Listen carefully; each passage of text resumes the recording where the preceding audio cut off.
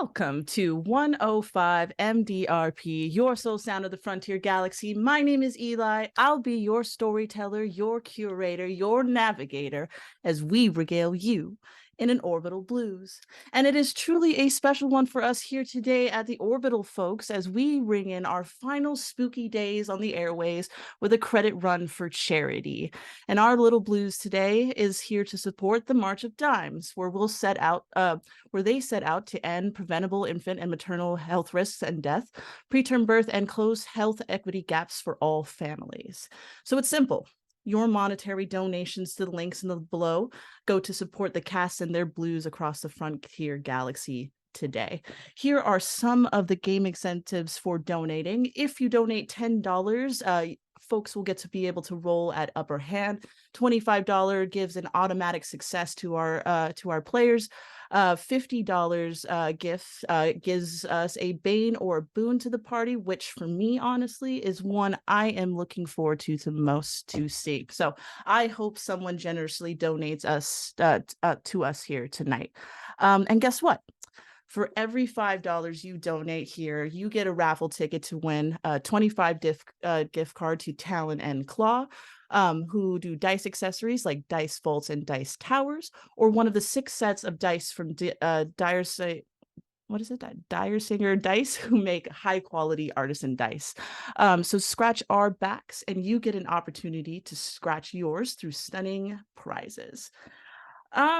So let's get started. Let's introduce our cast members today. We have a wonderful crew of folks on is it the Beetle guys? Did we settle on something? The Beetle, the Egg?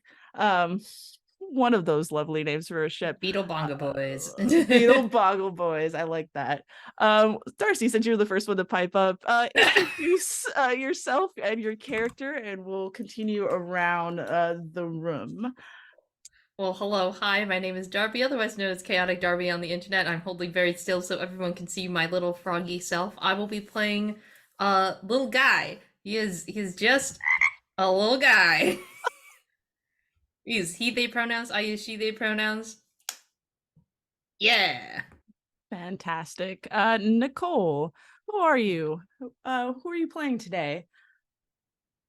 Hi, my name's Nicole, pronouns she, her. I'm playing Leah Thrasher, just we're ready to be sad and have a great time in space. She's just a general human. No frog here, but happy to have little guy on the team. Oh, yeah. Alex, who are you? Who are you playing? Hello, my name is Alex. I use he, they pronouns, and tonight I'm playing a sad little car centaur man who goes by the name of Hunter and uses he, him pronouns. Beautiful. Daryl. Hello, I'm Daryl Dorsey, and I play Stowe. We both use he, him pronouns, and I don't know about sad, but he's just minorly perturbed. It borderline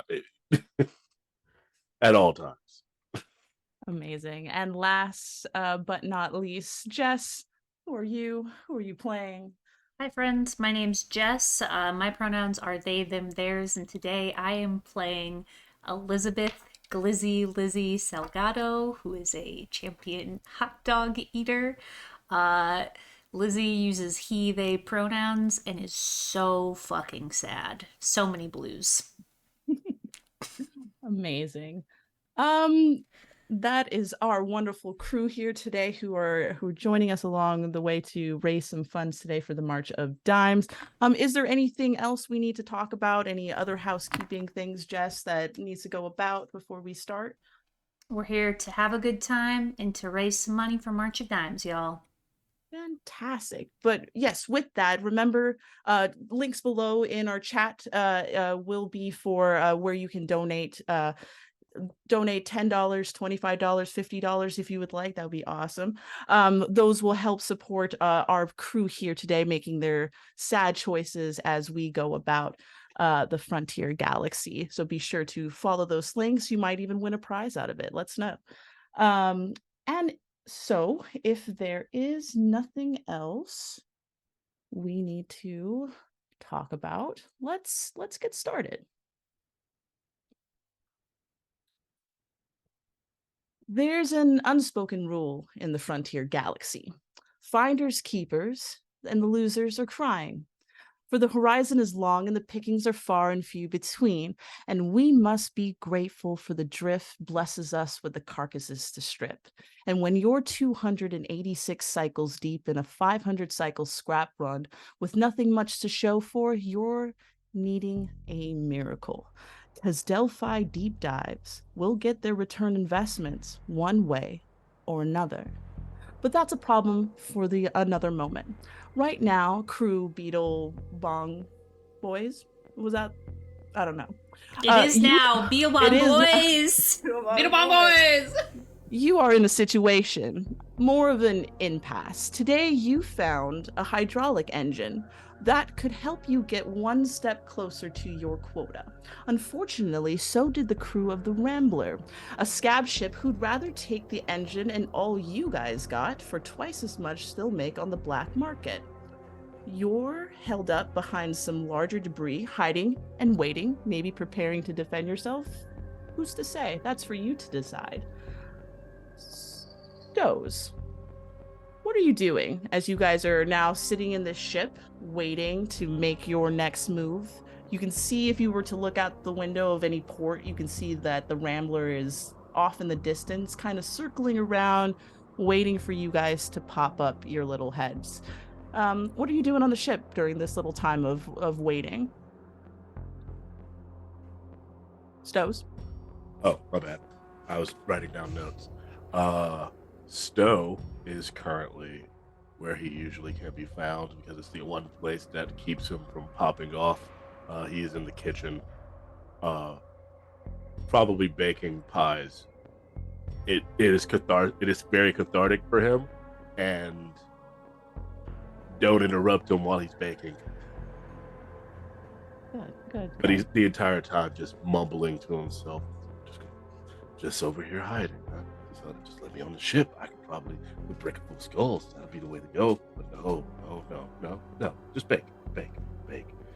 This one has flies in it.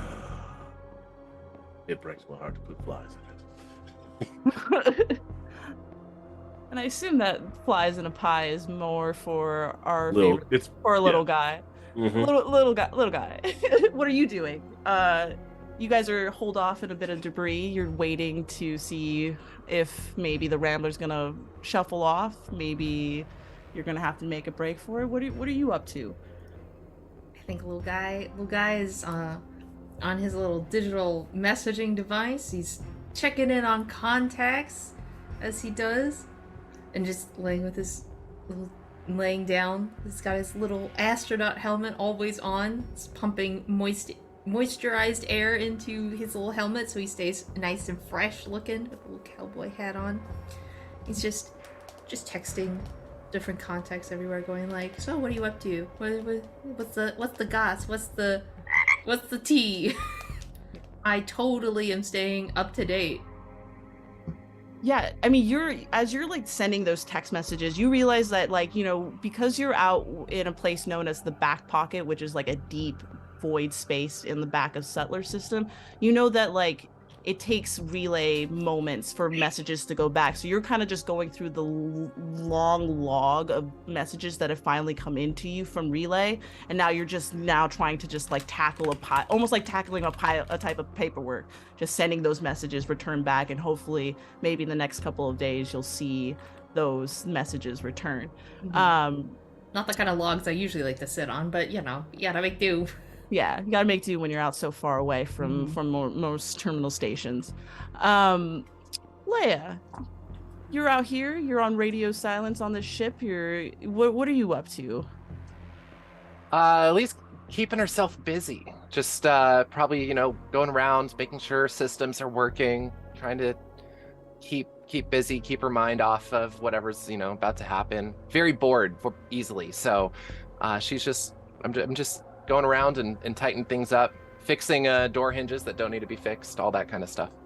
Yeah, you are definitely keeping the ship up to date. I mean, the system is outdated. It's very old because DEL-PHI is not always quick to have their software up to date, ready to go for people out on missions. But the ship is well maintained for the amount of time you've been out here and for the amount of trouble you guys seen over these last 286 days. Hunter, what are you up to as you guys are holding off? Now, you said we've got this engine on board, or we're looking to scoop it up? No, the engine is off to the side. You guys, it's a pretty large engine. It's meant for a much more larger, like cargo-S type ship. So the most you guys were going to be able to do is go into it and strip it for whatever parts and things that had inside of it. But with the Rambler here, not only is it stopping you guys from even trying to dock and board, they're also after the things that you've managed to pick up over these last couple of days. So they're trying to deplete your whole thing. But you I would haven't got the say engine yet. I'm up in sort of the front bubble of our ship. There's this strange little desk, very wide, spread out 3-faced desk that Hunter has pulled himself up into with his caboose tucked underneath. He is folding through blueprints and schematics, his hand moving rapidly over the papers as he studies some similar engines, smaller scale, trying to get a good sense for the value of these parts, and also perhaps if there's anything we can do to break it apart and tow it along with us. He's, I wouldn't say our only mechanical expert, but he does have some inside knowledge of what an engine looks like and how to take it apart. Yeah, you roll me a savvy check as you're running through schematics. You're trying to find something that's gonna be workable for you. Fantastic, and that would be 2d6, correct? 2d6 plus whatever modifier you have in savvy. Okay, that's a +1. That would be 6.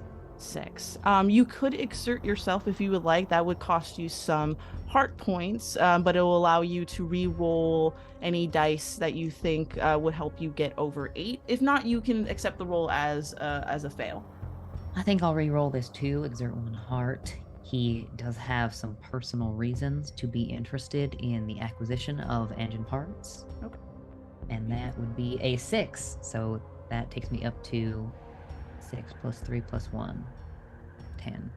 10. Beautiful. Yes, that is a success. Yeah, you're combing through the schematics, and you notice you finally find that particular type of engine, and you notice that through the schematics that the center bit of it is actually where all of like the main materials are, like most like hardware systems, motherboards, chips, stuff that you actually could salvage, like the smaller bits that you could salvage in order to like go. So if you were to be able to find a way to just pull out that center bit, you could probably get it onto your ship where you guys can safely take off and scrap it at your own leisure, than going out there and trying to pull it one by one.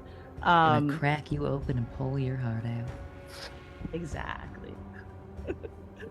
And as you're thumbing through that, Lizzie, you are the last one on the crew. Everybody's kind of keeping busy, doing what they need to do, maybe planning for the next go about. What are you doing in these couple moments? I can smell what Stowe is cooking in the kitchen.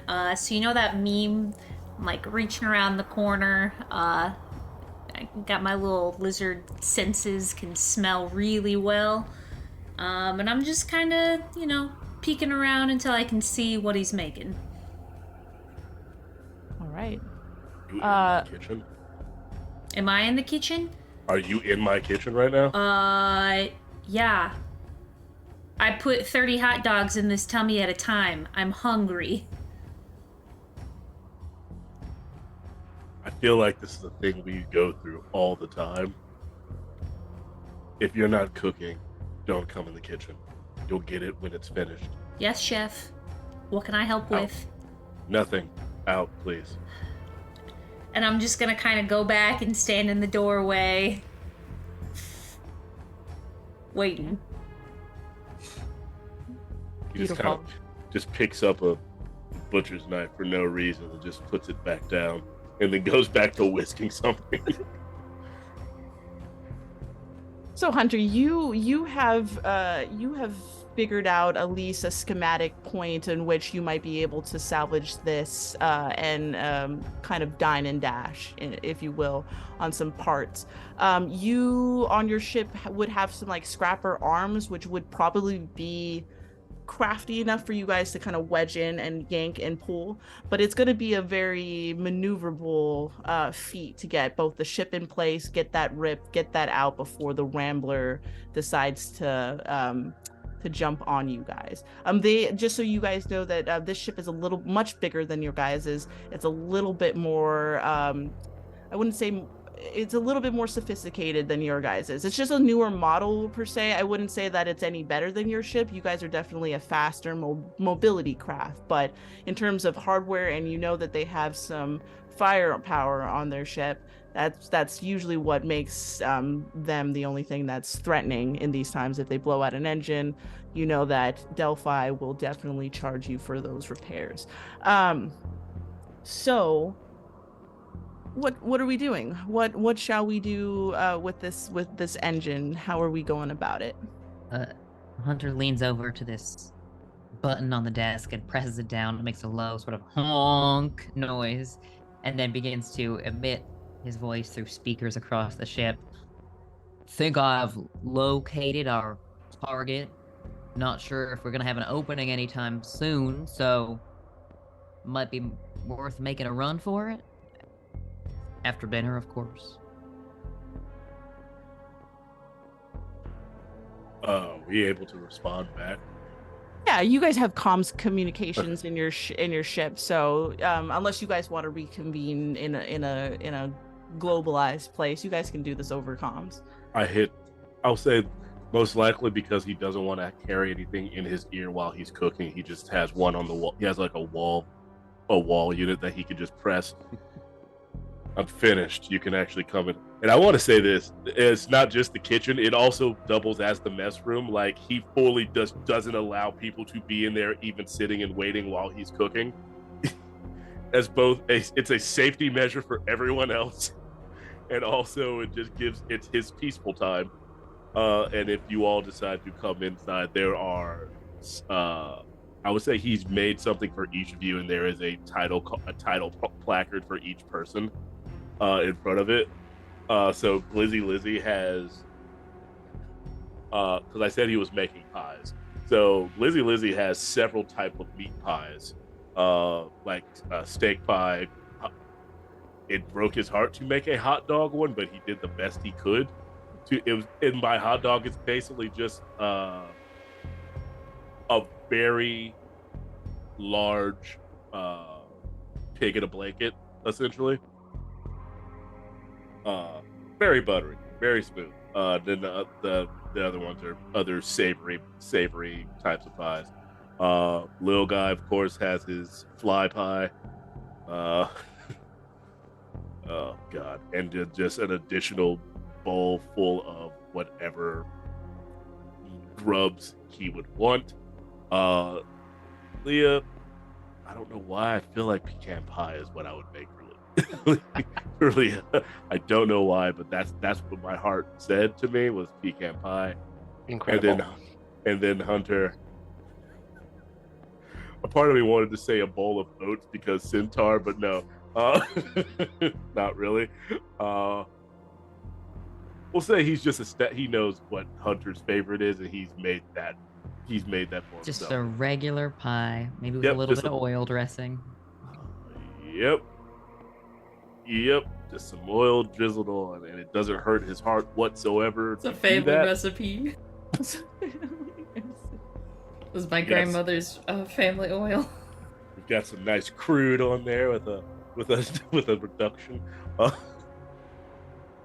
Beautiful. It's ready. Come and eat. I am the first person inside of the mess hall. And I would think even, like, I would try to assist in, like, plating everything and putting everything out. I assume that Stowe doesn't want it. Yeah, he doesn't. No. Okay. All right, big guy. I'll just sit down. I'll just sit down. It has to be me. Anyone else would get it wrong. Noted. Okay. This looks real good. Yes. He's staring at you, waiting for you to take a bite.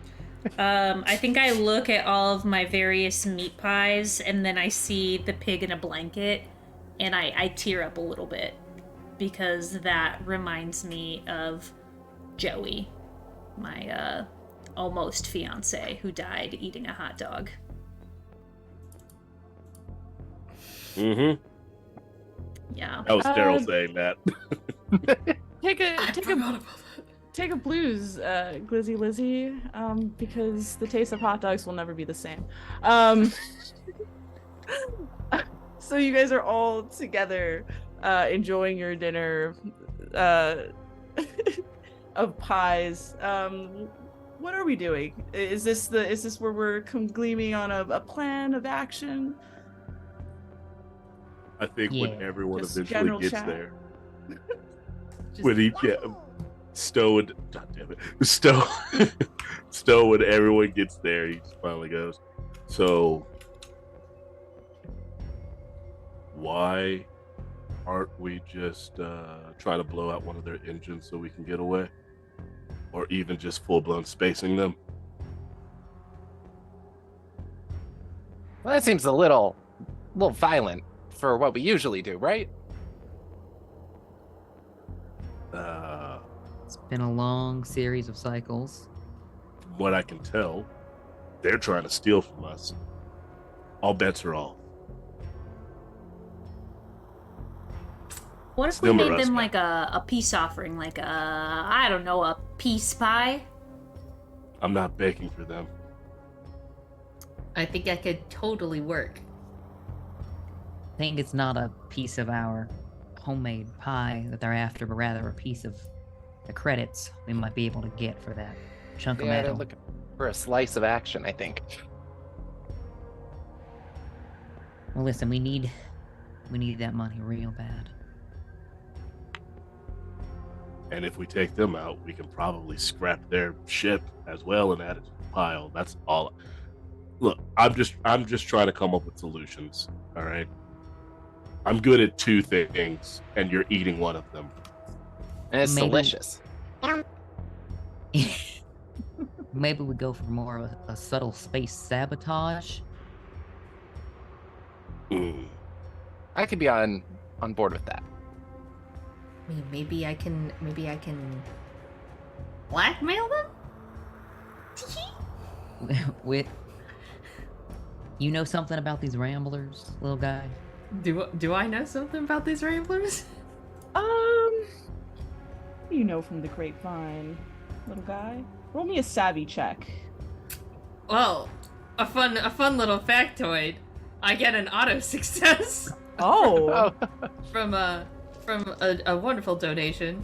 So, little Hell yeah. guy, you want to use it here? yeah, I would love to Nice. use it here. Sure. The Rambler is somebody you guys have probably run into maybe a handful of cycles at a time. They like to patrol out here at best. They're a scab ship essentially, so they're just pretty much on their own. They're not affiliated towards any like corporation, which unlike you guys. So they have their own ship. They have their own crew. They're essentially pirates and bullies. And the main thing that they have that's been the most successful is that they have a tractor beam on their ship, which is why they're able to like just nab ships as they come across them, strip them down, and then get away. So you know that they're probably, out of everybody that you run into while you're out here, they're the worst kind of guys. Or just a pain in your butt every single time they come around here to try to bully you guys out of your scraps. You do know that the guy, their captain is Captain Sully. He's from Sulter Systems, which is why he's got a very good understanding of the region, and he knows every nook and cranny. So he's a very elusive guy at the same time. But he's the owner of this fine ship.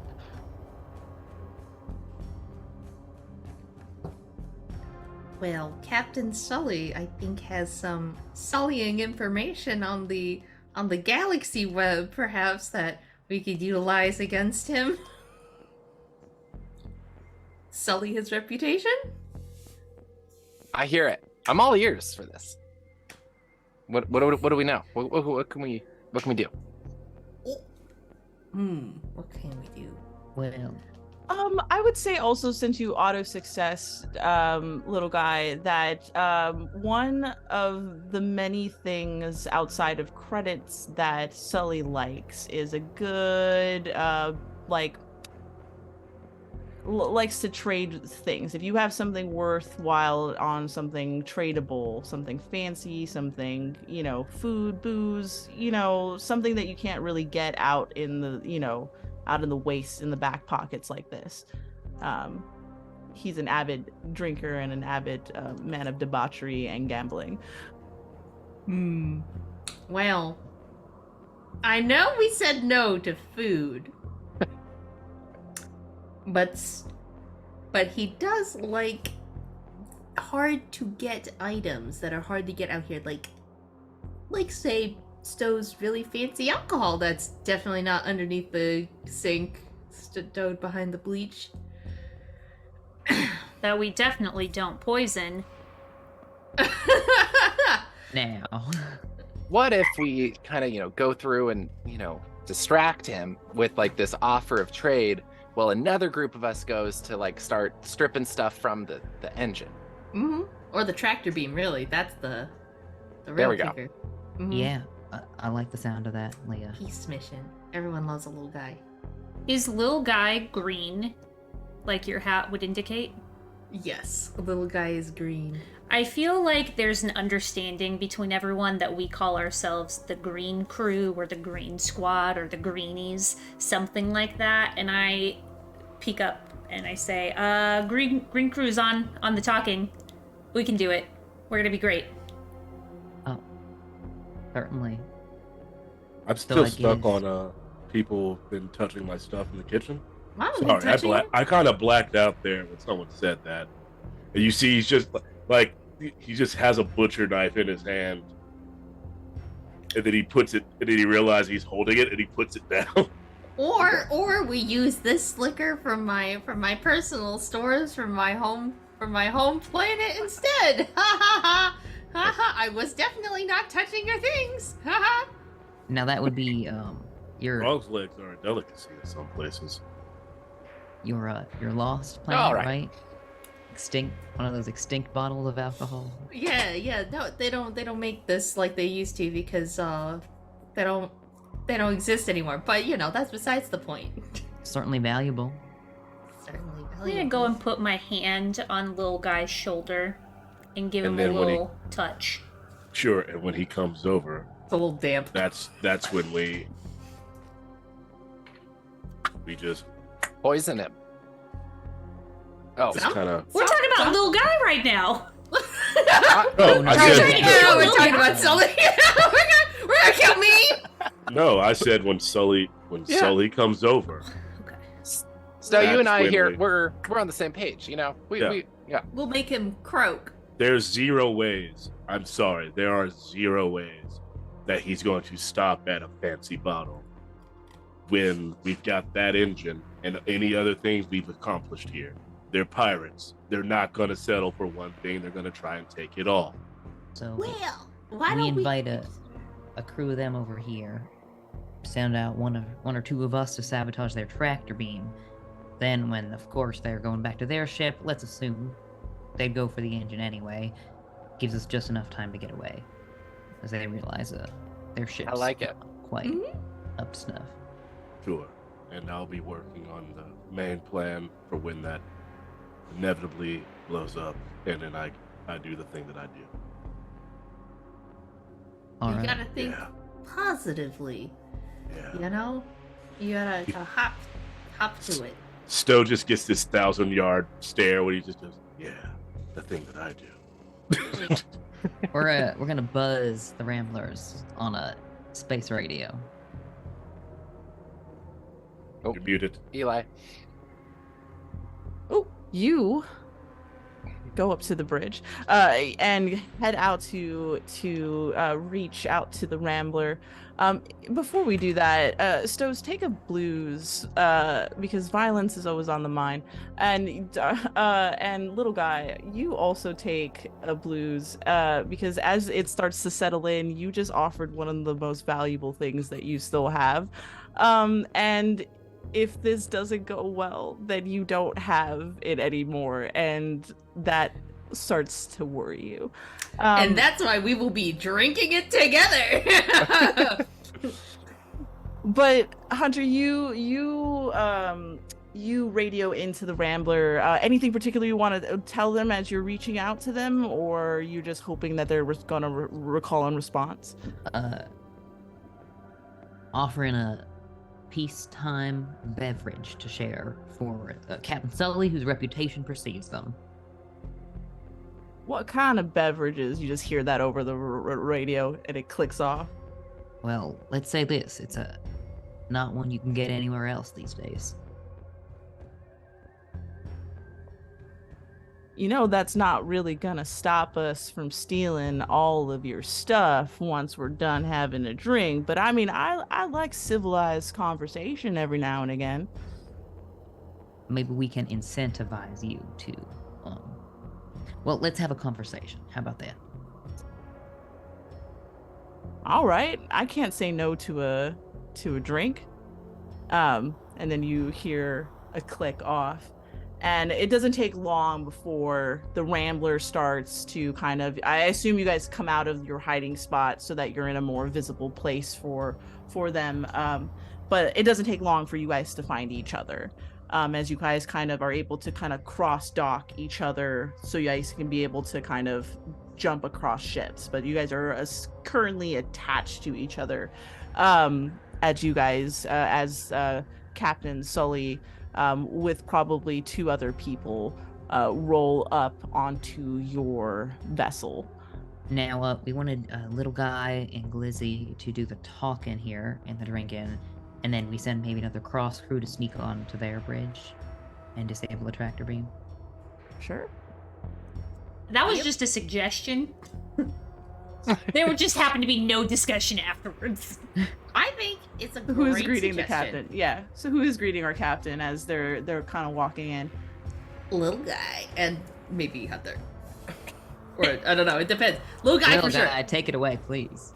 Yeah, I mean, Captain Sully is a gray-haired older man. You can obviously tell that like he's been out in the galaxy for a minute. He's got this very paunch belly and this kind of jacket that probably fit him maybe a few hundred cycles prior, but it seems to be a little tight in where it should be. But he's about 5'8", short man, but he carries himself in a way that he seems a little daunting. He's well weathered. But he comes down, and I assume Little Guy, he just like kind of like looks around and finally looks down and just sees just Little Guy. Little Guy! Little cowboy boots. Just nothing else except an astronaut helmet, little cowboy hat, and little booties. And a bottle. Hi. Hi! I'm Uh, Little Guy. Nice to meet you. Captain Sully. My first mate, Straight up. First Mate Johnson, and it's just two other members of his crew. So what do you got here? What do you got? I was told there was conversation and drinking to be had. What do you got? What I got is a bottle of crocus liqueur, made out of lilies and other things from my planet, Anura, which you may or may not remember, exploded some time ago. But this here is one in pristine condition from it's a Chateau Trader Joe's. But from my fine planet. Does it taste good? Oh, it tastes amazing. And I come out from the corner and I'm gonna pretend like I was just washing my hands. It's best in the galaxy, if you ask me, and I know you didn't, but I'm telling you anyway. Both of you roll me savvy checks to see how well you guys can captivate the captain in this conversation. Meanwhile, Captain.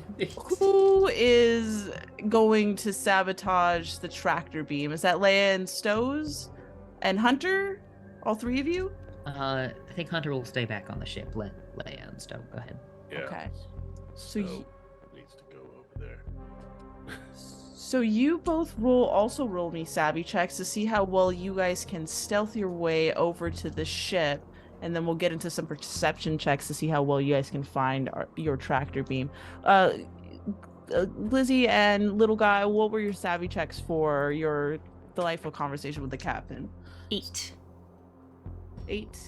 So rolling 2 die and then adding my savvy to it? Yes. Same thing for us as well.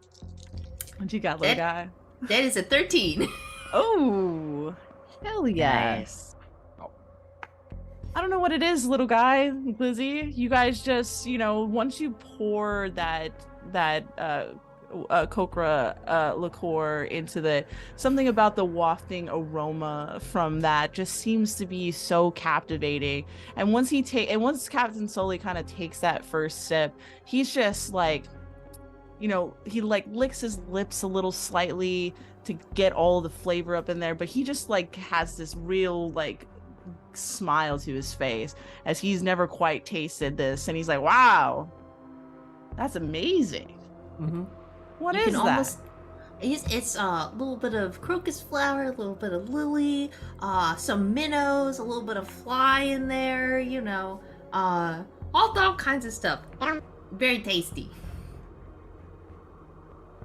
And he kind of nods, and he ends up like, taking a seat, and just hearing you guys out. He's like, I don't know, man. It's been, I can't even remember how many cycles I'm on at this point out here, but it's hard. It's rough. It's hard. Yeah, it is hard. It's rough. It's it's, if it wasn't such interesting, riveting work, I really wouldn't feel like we'd be out here for so long. But yeah, we gotta look out for each other, right? We can't.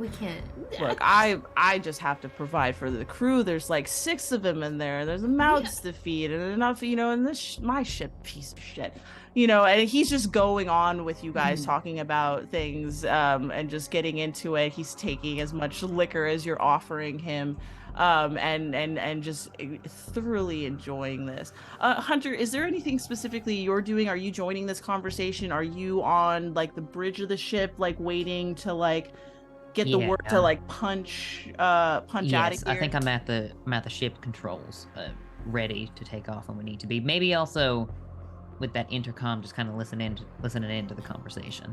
Sure. Roll me either a savvy check or a perception check as you're kind of with the instruments of your ship, all of your navigation charts, all of your scanners and stuff like that, while you're sitting up here listening to little guy and Glizzy just weave stories and captivate Captain Sully as they're just laughing in the background as you do this. That is 8 on a savvy check. 8 on a savvy check. Okay, yeah, you are scanning through your, as you're like listening to all the conversation going down at the cargo bay with Glizzy and little guy. You start kind of looking through your scanners as you're just waiting for Stows or Leia to give you the word that everything is good to go, that the tractor beam's down, you guys can get out of the way. But as you're monitoring the scanners, you see something blip up kind of on your radar. It's far away, but it's a significant blip. It's staying in the same position, but it's out there. I mean, definitely in the pathway of where you could go if you were punching it, but it looks like it might be something worth investigating once you guys get out of this pickle. It's just something that catches your eye. I'm gonna note that down on our charts just in case. Yeah, it looks like a ship, almost a ship, freighter ship size blip that's coming up on your radar. Fascinating. We don't get any significant transmissions from our corpo about other ships passing through, do we? They probably don't care too much about what we're up to. In this sector where you're at in the back pocket, you're far from trade routes, because like you're out here grabbing like ships that get disabled or like pieces of scrap that blows up. You know, you're just trying to collect essentially trash. So it is interesting that a ship would be that far off course, this far into the back pocket as well. It might be something that you might be looking for, like a big catch situation. You don't know, but it's something worth exploring if you have an opportunity. All right. Leia and Stows, how are we on stealth through to the enemy ship to get that tractor beam? Does a 9 get me? I also is got ex- a 9. Oh, Oh, nice. Hell yeah. 9 is an actual success. You guys were kind of tucked in the cargo bay, just kind of waiting for the moment where like little guy and Glizzy kind of walk the captain a little off to the side to go sit down in your guys' little lounge area that you might have down in the hangar. And that's just right where you have like a stack of like boxes or something like that puts them right out of eye line of where your cargo doors meet. So you guys are able to kind of stealth through into the cargo hole, and when you guys kind of like first look down the first set of hallways, you notice that there's nobody there. So you guys are clear sailing, moving through the ship casually. And it doesn't take too long for you guys to eventually get down into an engineering area that would have the little hardware stuff to use the tractor beam. What do you guys want to do? All right.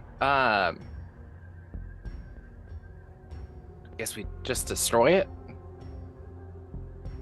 Is that what we're? I mean, do we want to do it subtly or make it obvious?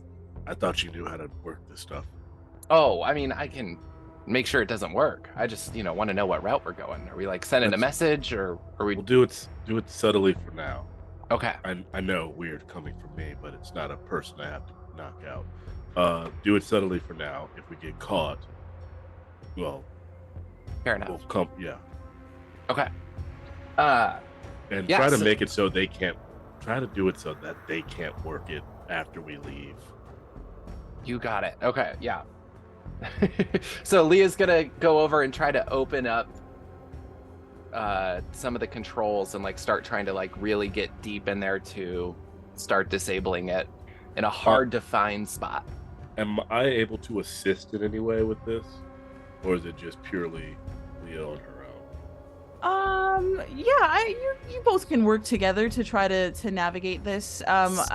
So I can give you, Leia, you can have this at upper hand, so you can roll 3 dice and take the highest set Cool. together.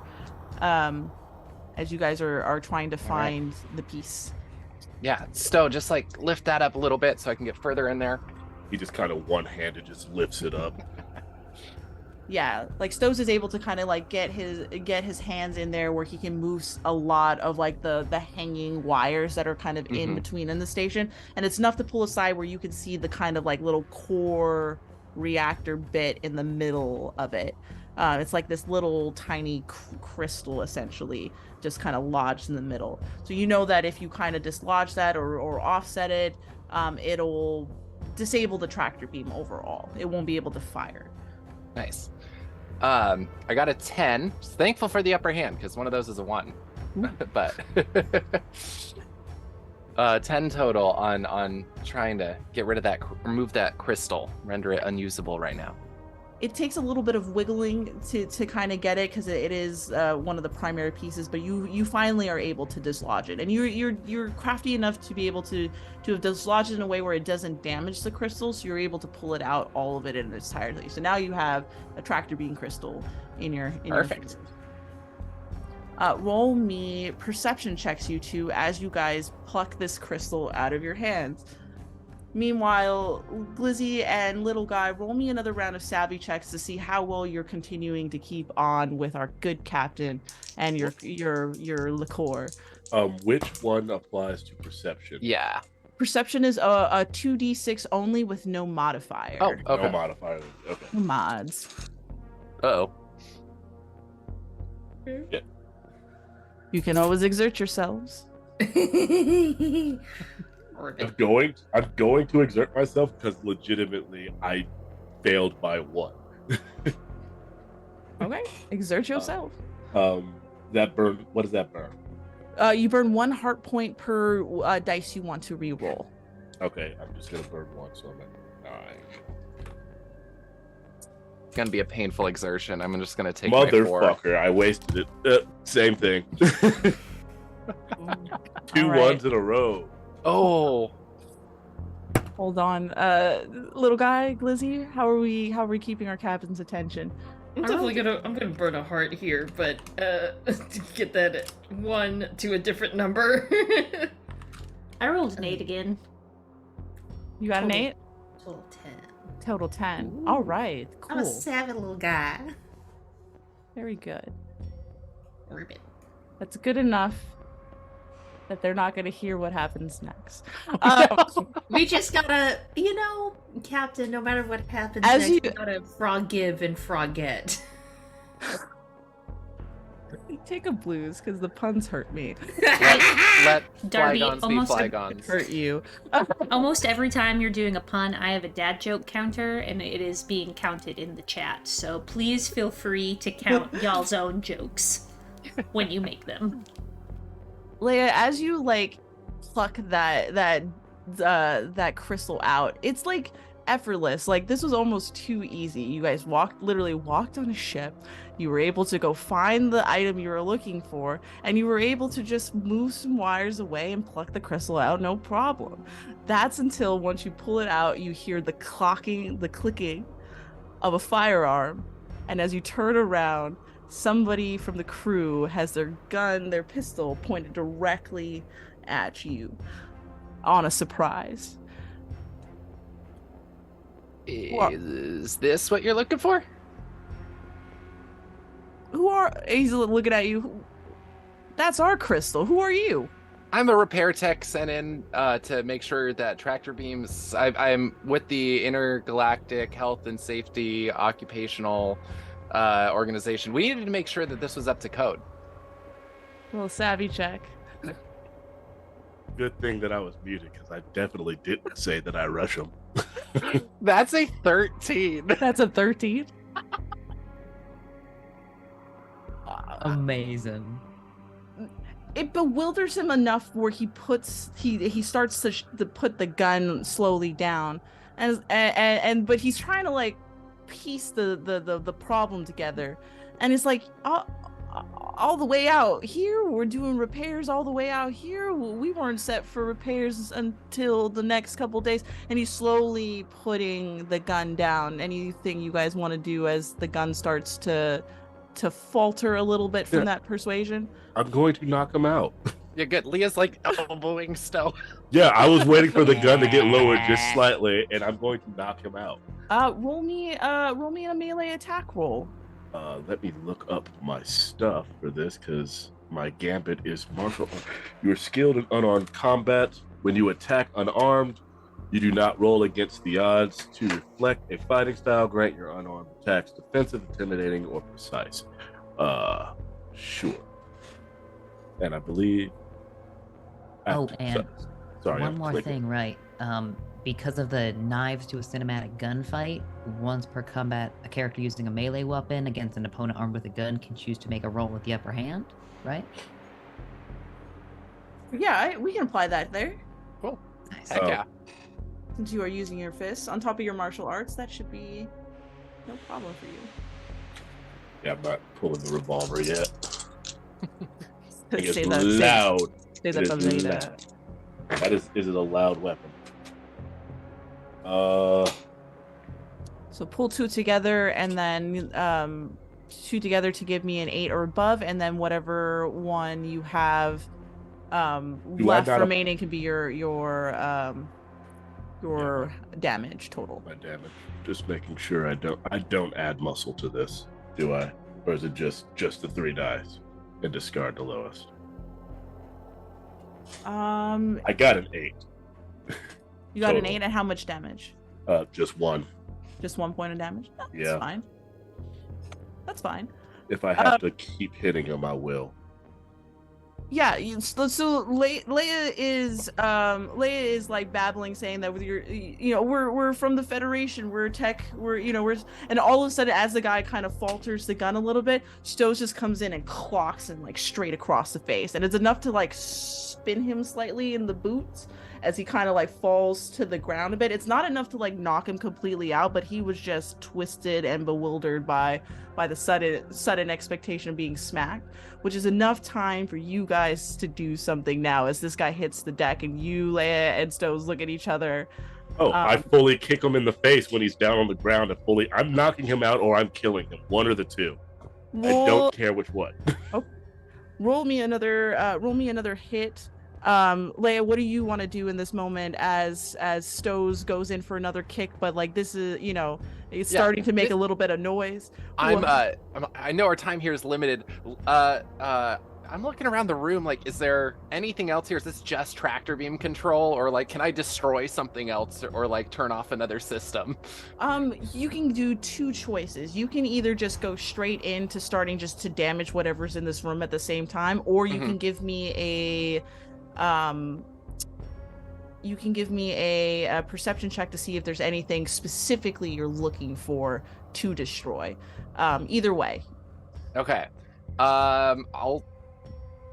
I don't think we have time, so I'm just probably going to start like go over to some console and then immediately just start like pulling wires out of it. Hell yeah! Roll me a melee attack and see how well you do. Okay. As you make that commotion. 12 for you. Yeah, 2 6s, and once again a 1 for damage. Yeah, you capitalize. You kick him right in the face, and he just lets out a long groan. It's enough for him to dislodge the gun now, so the gun is not in his hands. It's just kind of slightly off to the side, not quite out of reach, but enough for him as he's now grabbing onto his jaw as he's just been booted. Leia, what was that? I'm gonna exert myself to try and help that out, which did not. I rolled a 1 again. So it's a total of 6. Those wires are really in there. Yeah, you go and you like try to like kick in one of the panels and stuff, but as you kick in, it's just leaving dents into the panel, but it's not like dislodging it enough for you to get into the bits. But now that you've seen like Stowe's kick this guy that jumped you both, and he makes this loud groan, you know that like there's not enough time, but you have at least disabled the tractor beam and completed your mission. What do you guys want to do? I leave. Okay. To the beetle. Beetle? I do leave, but now I've drawn my revolver. Beautiful. Glizzy and little guy. You guys roll me one more savvy check, because now that the commotion has gone on inside the ship, we should see how our captain might be attentive to that kind of situation. Rolled a 9. Rolled a 9. Beautiful. Little guy. I feel like maybe we're also feeding them like drinks that aren't the Focus, just because we want to like save hard that. Liquor. Yeah.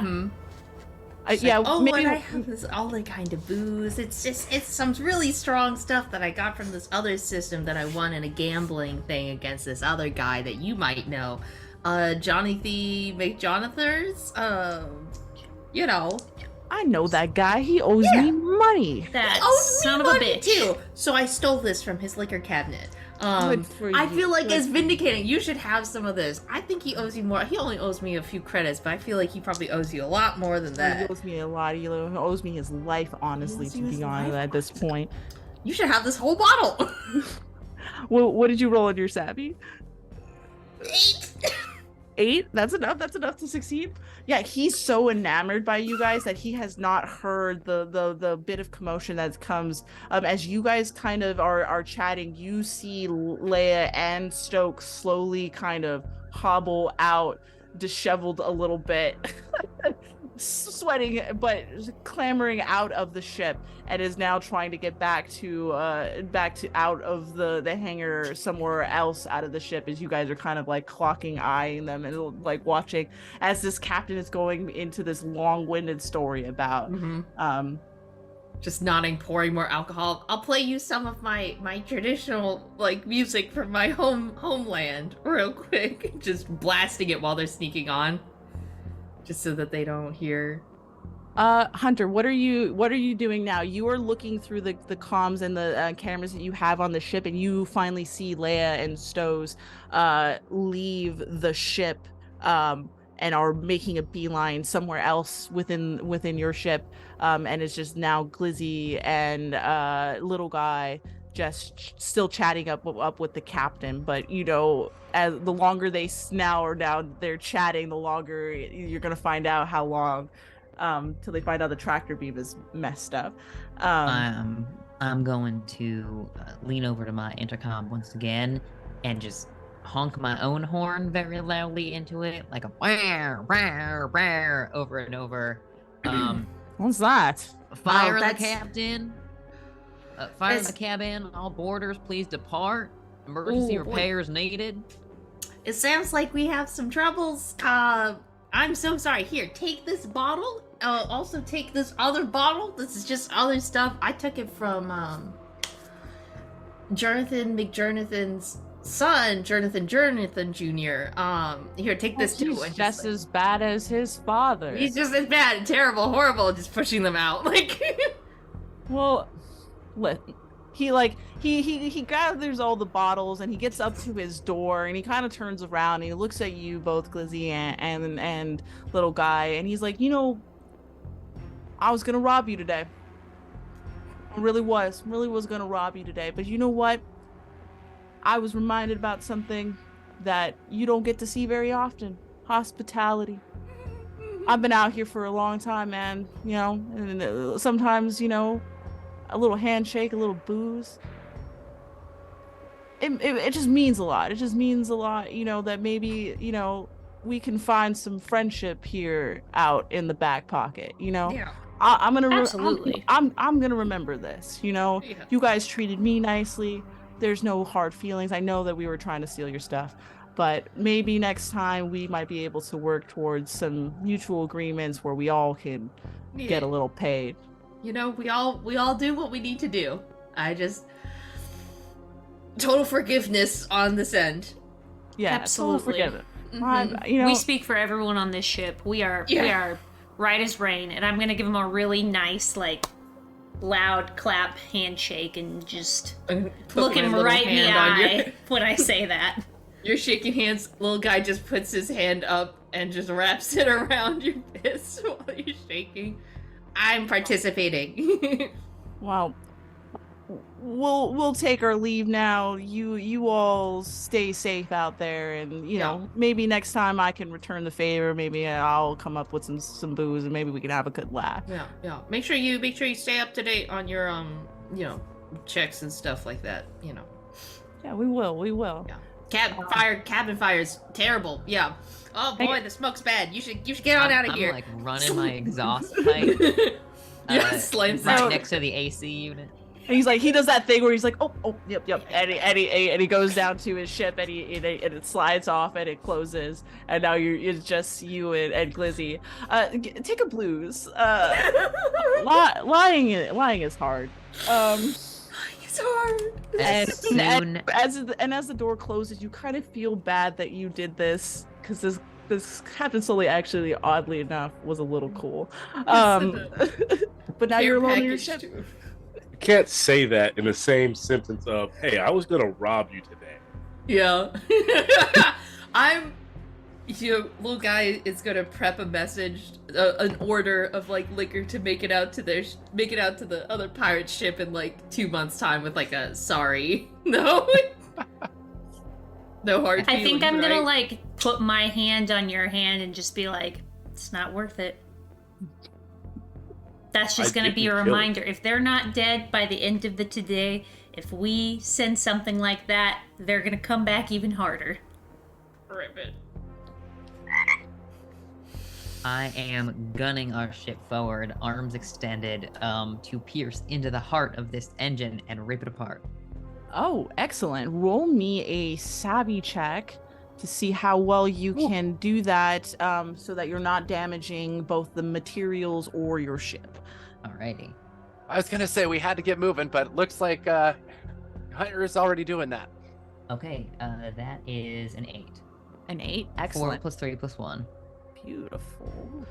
Yeah, you go in, you immediately, as soon as you see the doors close, waste no effort. You get out your scrapper claw arms and you manage to reach in and grab one of those, grab the center of the engine. You're able to kind of like twist it that dislodges it, and you're able to pull it out, just one solid, complete unit. And you're Good able, job. you're starting to like bring it in to kind of like tuck it in under your ship as a way to kind of like hold it down.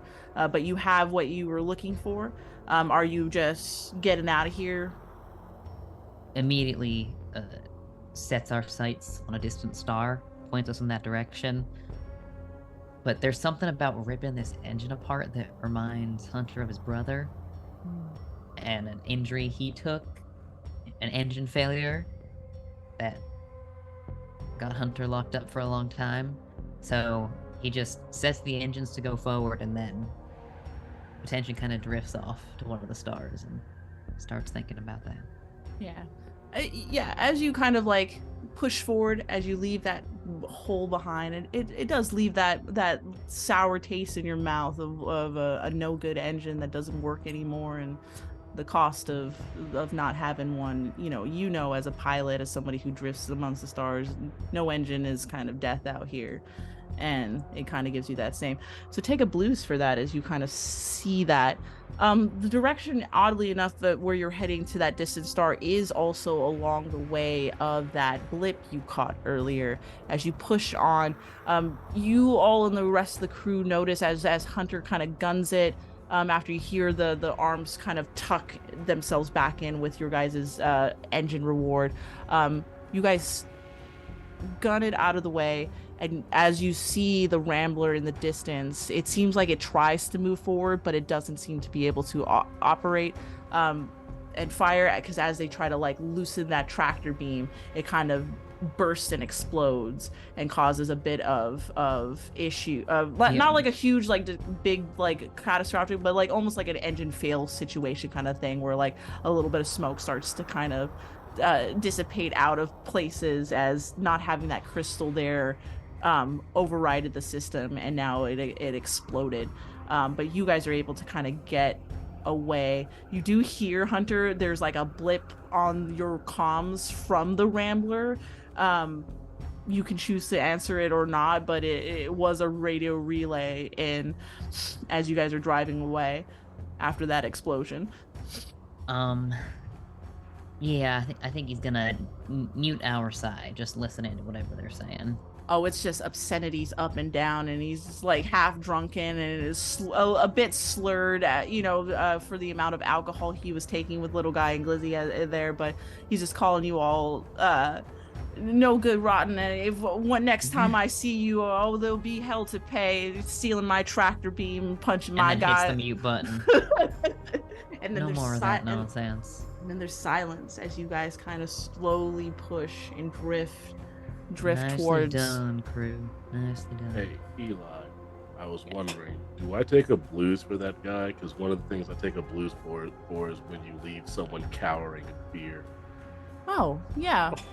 I would say after you boot somebody, that causes a bit of discomfort and a remembrance of next time. So, yeah, take another blues for. I have a reputation out in space. Man. But as things go here in the Frontier Galaxy, it gets a little loud, a little noisy, but then it eventually just kind of drifts off into the silence. You guys are just kind of getting a little bit out of the way, kind of create some distance away from you and the Rambler, post up somewhere else in the pocket. But you have your little scrap thing. You have a little, you have a little blip on the radar for something potential. What do we want to do now that you guys have settled back into a relative norm for you? I think I'm gonna check in with little guy. I don't know how much alcohol we let, Sully drink, but I just want to, go up to him and say, hey, you doing okay? Yep. All right. Have a good time. You know, maybe with the alcohol that's left, we could take it to some sort of chemist in the galaxy and find out that recipe, and we could start our own, brewing. That'd be nice. That'd be fun. Be good. And Yeah. we can get a supply of them and keep telling them that they're rare, and then we can use this. We could use this. Yeah. We could use this. This is not where I thought you were going with it, but whatever you want, bud. You know, I just want to see you happy every once in a while. Just pulls a cabinet open. There's like a bunch of bottles of liquor. You keep grifting. You keep grifting. Totally. Just Listerine and Yeah, it's just like vodka. they're empty. Most of them are empty bottles, and then there's just like a smoothie machine, just pouring stuff into the bottles and resealing them. I think Stowe goes back to the kitchen because that's his place. He's just kind of sitting on the island, and he's got his pistol out, and he's just cleaning it. One of the rare occasions where his jacket is off. You normally don't see him without either a jacket or apron on. He's just cleaning it, and he has a bit of, not a smirk. He's kind of pretty stoic in general, unless he's aggravated. He does not seem as aggravated because he got the chance to step off the ship for a little bit and was able to hit someone. He's just kind of humming to himself as he's cleaning his revolver. You gotta know when.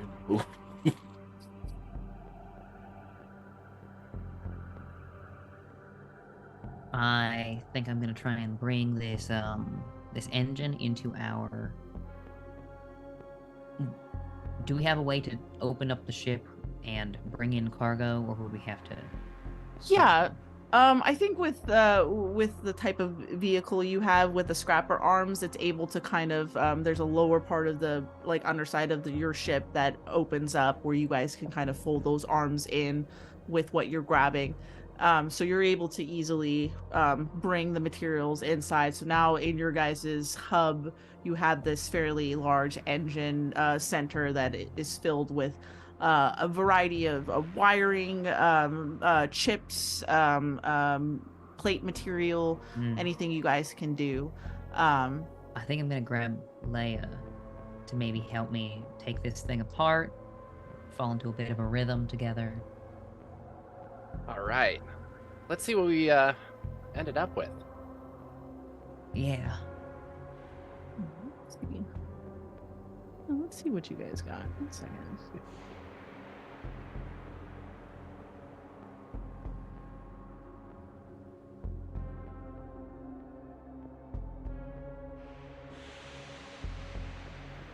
When you're sitting on the corner. Just hear it echoing through the hall. It takes several hours for you guys to do this. If it's just you and Leia, I don't know if anybody else wants to jump in on helping extract materials, but it takes you guys at least a couple of hours to start to strip this little bit of engine apart.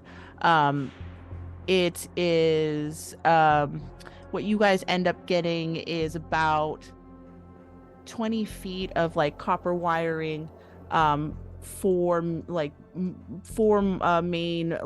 motherboard type chips, a bunch of solar shielded plating, a lot of stuff. This will be about half of your guys' quota after you guys strip this up. And since a lot of these materials are intact you guys will factor that this could, with maybe one more solid job, get you guys a big return back if you guys are able to keep this stuff together on by cycle 500. So Well, good worth it. haul. Leia, This was nicely done. Perfect grab. Do we have any idea how much a tractor beam crystal goes for? All right. I did also grab this. Ooh. Roll me a savvy check, Stows, if you're trying to gauge the. After that. Yeah. 12. Oh, savvy 13. 13. Nice. Yeah, you know that tractor beam crystals are fairly expensive. You could easily get if you know that if you go through the company DEL-PHI for it, it'll definitely help with your overall quota, but they definitely will return back the amount of money you could definitely get on the black market if you were to sell this at a port. You know that this could go for at least 200-300 credits, which is a lot. Maybe there is a little wiggle room to make some upgrades and still meet our quota. Makes sense to me. I'd rather Plus- sell that on the black market. These things might be trackable. I don't exactly know how they work, but And also, if we go to a dock and we can dock, and I can get off of the ship for a little longer. Wanna And I switch think things? everyone will be happier if I'm off the ship for a bit longer, because I'll be happier. Certainly. And I feel like you can taste the anger in my food, and I don't want that. And then that doubles, haven't and then tasted it doubles back because it makes me angry that you can taste how angry I am in my angry food. Oh, I thought my hot dog pie was made with love today. It tasted real good to me. yeah, There that is pecan nothing pie but was. ire. And listen, pirating from pirates That's not The way things do. You're not cancels pirating. out. Yeah. That's not pirating at that point. That's just It's just business. finders. It's literally finders keepers. Yeah. Mm. it's In a this case, finders reacquisitions. creepers. That dude needed. Finders that needed creepers, yeah. He needed a bigger jacket. He'll probably be less mad after his hangover. I think Alright. he's just a little mad. Are we still heading towards that signal, that radar signal?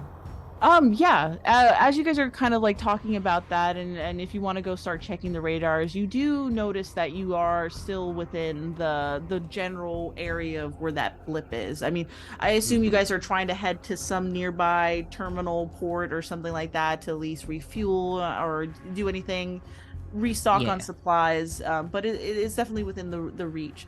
After after this conversation and you're going back to the instruments, once you get to that, you do notice on the scanners that it's starting to actually read what it is, because you guys are starting to get into the proximity of it, and what it's relaying back that it looks like to be an actual freighter ship, what you were speculating earlier in the day, given the size, but it is relaying back as a freighter ship. But what you do notice that it is not relaying, despite the fact that it hasn't really moved since you first tracked it, which suggests that it's disabled. It's not relaying a distress call at any point, but it is just there drifting. Interesting. At some point, I'm gonna check in with the rest of the crew, just see if they're tired or if they're up for maybe examining another, I don't know, potential lead. Let's do Alright. it. I was gonna Why say, does our ship have the ability? Do we have like an up close scanner that we could use to scan from the outside before we disembark onto it? I wouldn't say it's the best. I feel like what Hunter's already using is what's Mhm. scanning it. But you guys don't have a really up-to-date system that would give you a clear understanding of exactly what the ship is from this distance. So you will have to go a little bit closer in order to find out. Nice. All right, send us that way. All right.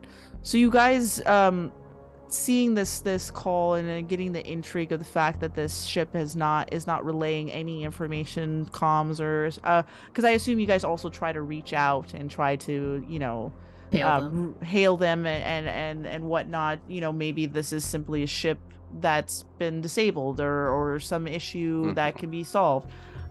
If not, it might be something even worthwhile monetary for you all. So you start heading in that direction, and eventually, after a while, you finally get close enough to this ship. And what you do find is what looks to be abandoned or disabled freighter ship. It's very large. It looks about like it has 3 stories to it.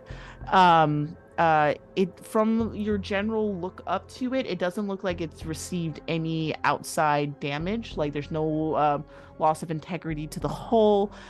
There is no like physical disabling of its like engines or anything like that. It looks like it's just turned off and just drifting idly in space.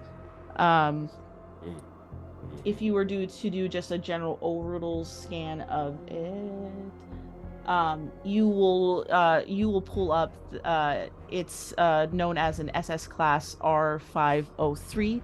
It is a biotransport and research ship. When you pull up that information, but from what you can tell, there's no electricity being powered through this ship. There's no damage, no distress beacons, no nothing. Just a dead, drifted ship. Everybody roll me a savvy check. I was gonna say no life signs either. No lights on. Everybody roll me a savvy check. Life signs. No life signs. Yeah, there's no seeming of life here. It just seems like a dead, drifted ship. 8.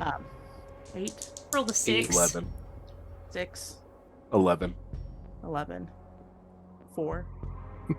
8. Anybody want to exert themselves who didn't get above an 8 for this one? No. Leostos and Hunter, as you guys start to kind of look at the ship from the outside of your ports through the, getting the information from the scanners, a weird thought comes to mind. And in you, Hunter, you kind of look at your instrumentations on your ship, and if this ship is truly disabled and there's nobody there and it's been abandoned, like people, like they got out on escape pods and they disappeared, there's a lot of material in here that can definitely put you guys well above quota. And then as you kind of like look at your instruments and your stuff, you know that the protocols for working with DEL-PHI is as soon as you come across scrappable material, you have to notify them, so that they can ultimately videotape your entire scrap so that they can make sure that they have all of it for posterity. The thing is, though, as you're looking at at your scanners, you are in a bit of a relay between, as the satellite that is meant to send out to DEL-PHI is far out of your guys' reach currently, and you have about 2 hours before you'll be able to contact DEL-PHI. And the 3 of you slowly have this idea that if DEL-PHI can't reach you and there's good enough materials here to scrap, you guys might be able to double dip here and be able to make some money for your quota, but also keep another bit for yourselves to sell on the market later. So if you rare opportunity. My black guy in a horror movie sense is tingling. Sorry. Rare opportunity indeed to maybe get a little extra on the side. And listen, I'm sure we've all heard the space horror stories. I have no plans to just send us careening all into this ship, but I mean, don't we deserve a little luck?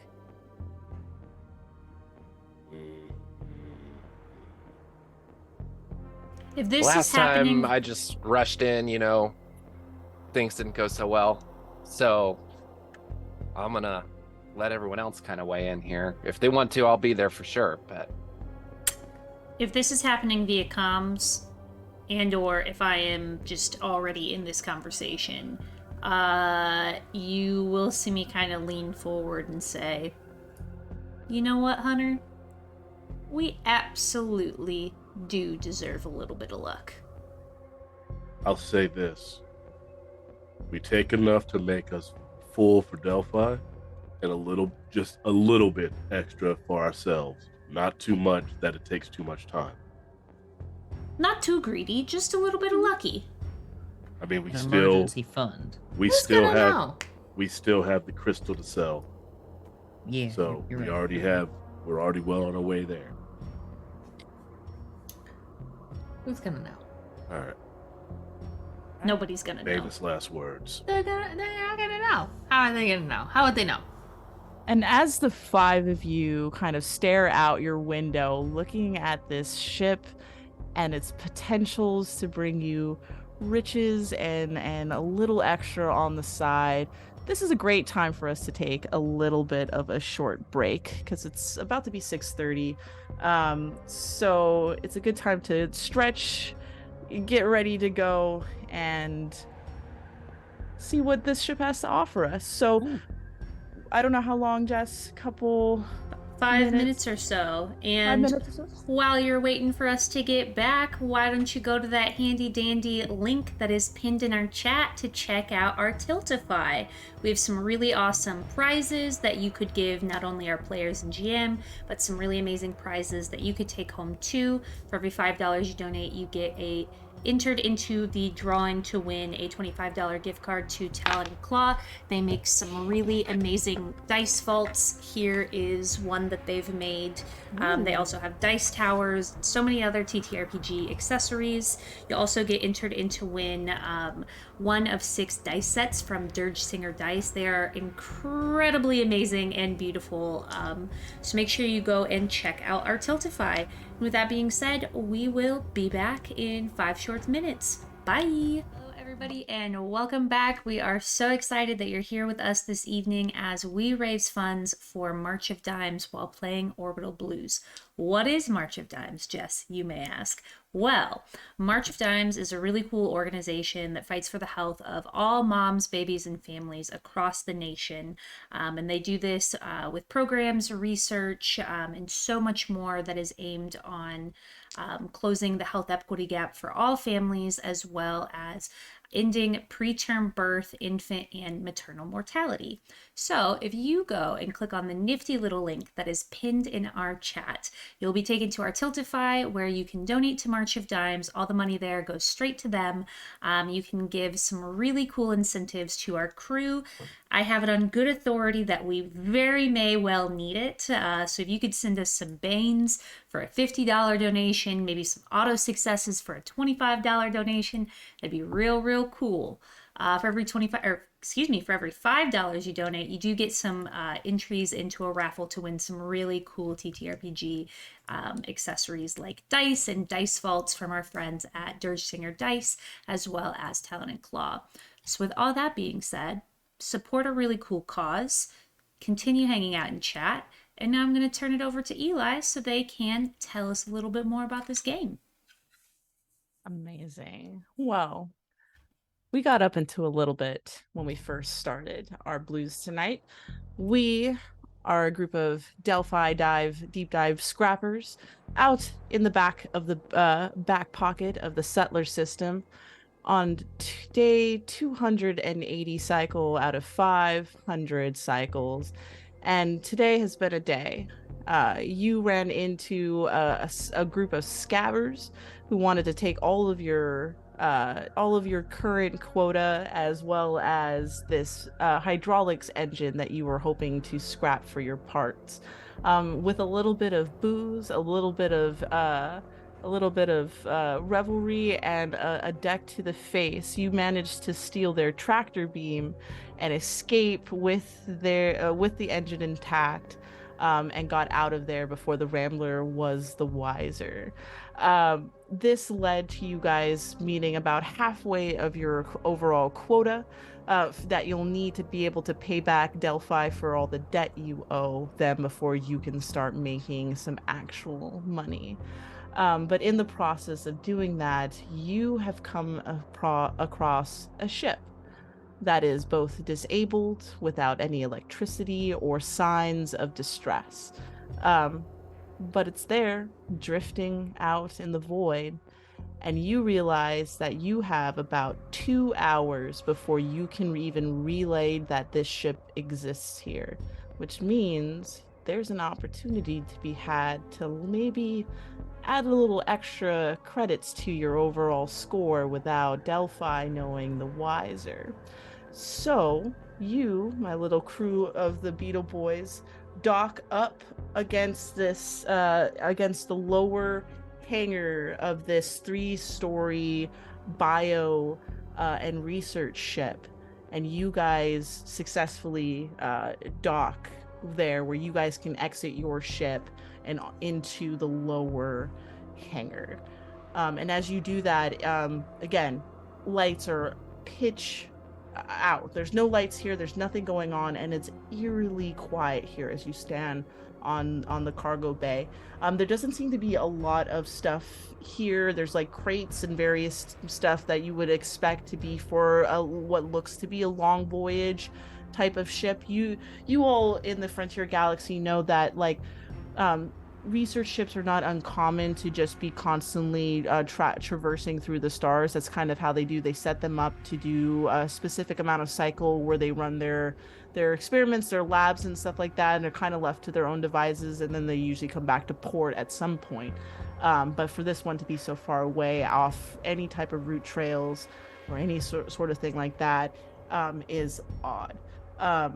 And for it to just be disabled like this, you don't see any damage, you don't see any disturbance, it's just here. What do you guys want to do? So, maybe we go in, we just take a little look around, take note of what's there, don't touch anything, we come back, we discuss, and then we decide what's feeling a little lucky today, and make sure that the DEL-PHI gets exactly what it needs off of the ship. My main concern, I feel like I have 1 point in savvy. I feel like I can say something about this. I was schooled. It's a bio ship, and it's suddenly abandoned. How is there a chance that whatever they were working on leaked and killed everyone here, and no one just came looking? They're pretty far out.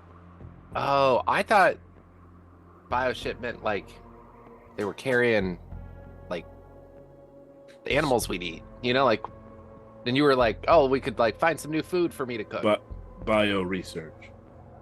That makes more sense now. I mean, that could be anything from a creature, or just some microorganism that they were making, or some horrible gas. That could be bioengineering. There's a lot of things. Bio applies to a lot of things, and it's very vague unless you're in that particular group of sciences. If we're worried about some kind of bio-infection, I will say I'm not usually as susceptible to those. I only know because I cook. It takes a lot of biology and chemistry to do a lot of stuff. So yeah. Now, I am a small vehicle. I've got some wheels, so I feel like I might be able to seat 1 or 2 passengers from my crew. Roll up the windows, you know. Climate control the car. Duct tape the outside. Might expose me, but I'm gonna try and counter the fact that only half my anatomy is susceptible. I mean, I would definitely okay, I'm just gonna say it as Stowe. Do we not want to go get, our suits? Those of us that can fit inside of them to protect ourselves We should definitely be inside suits. Fair. You're already wearing the helmet of one. But what about the rest of me, Stowe? I'm practically naked here. Practically? Practically. I covered up the most offensive parts, my toesies. There's just been frog dicks slanging around here for months now. I've been trying to keep it together every time you come around a corner. Excuse me, my rainbow connection is nicely behind a cloak. Friends, right now is not the time to be talking about lil guy.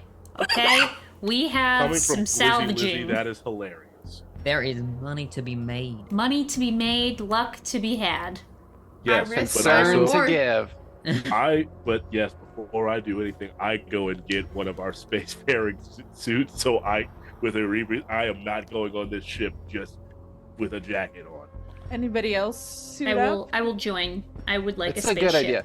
Because we don't even know if Helmet there's on. breathable oxygen on the ship Exactly. right now. If everything's off, I don't know. Also, even if we don't all go, it's probably good to have in case there's, biological contaminants that come from Yep.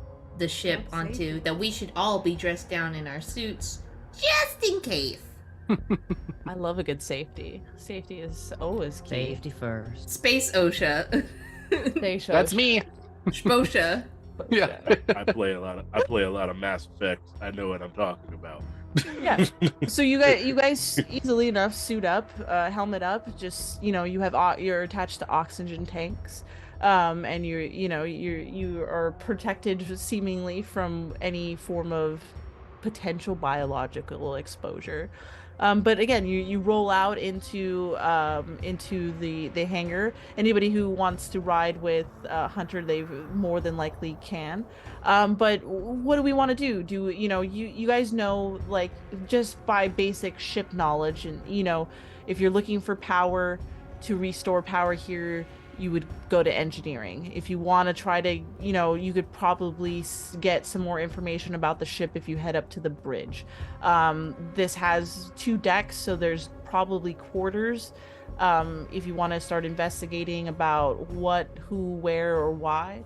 The sky's the limit, but you just know that you have about 2 hours here before you'll hear back from DEL-PHI, in which they'll have eyes on what you guys are doing. So where do we want to go? Do we want to split up?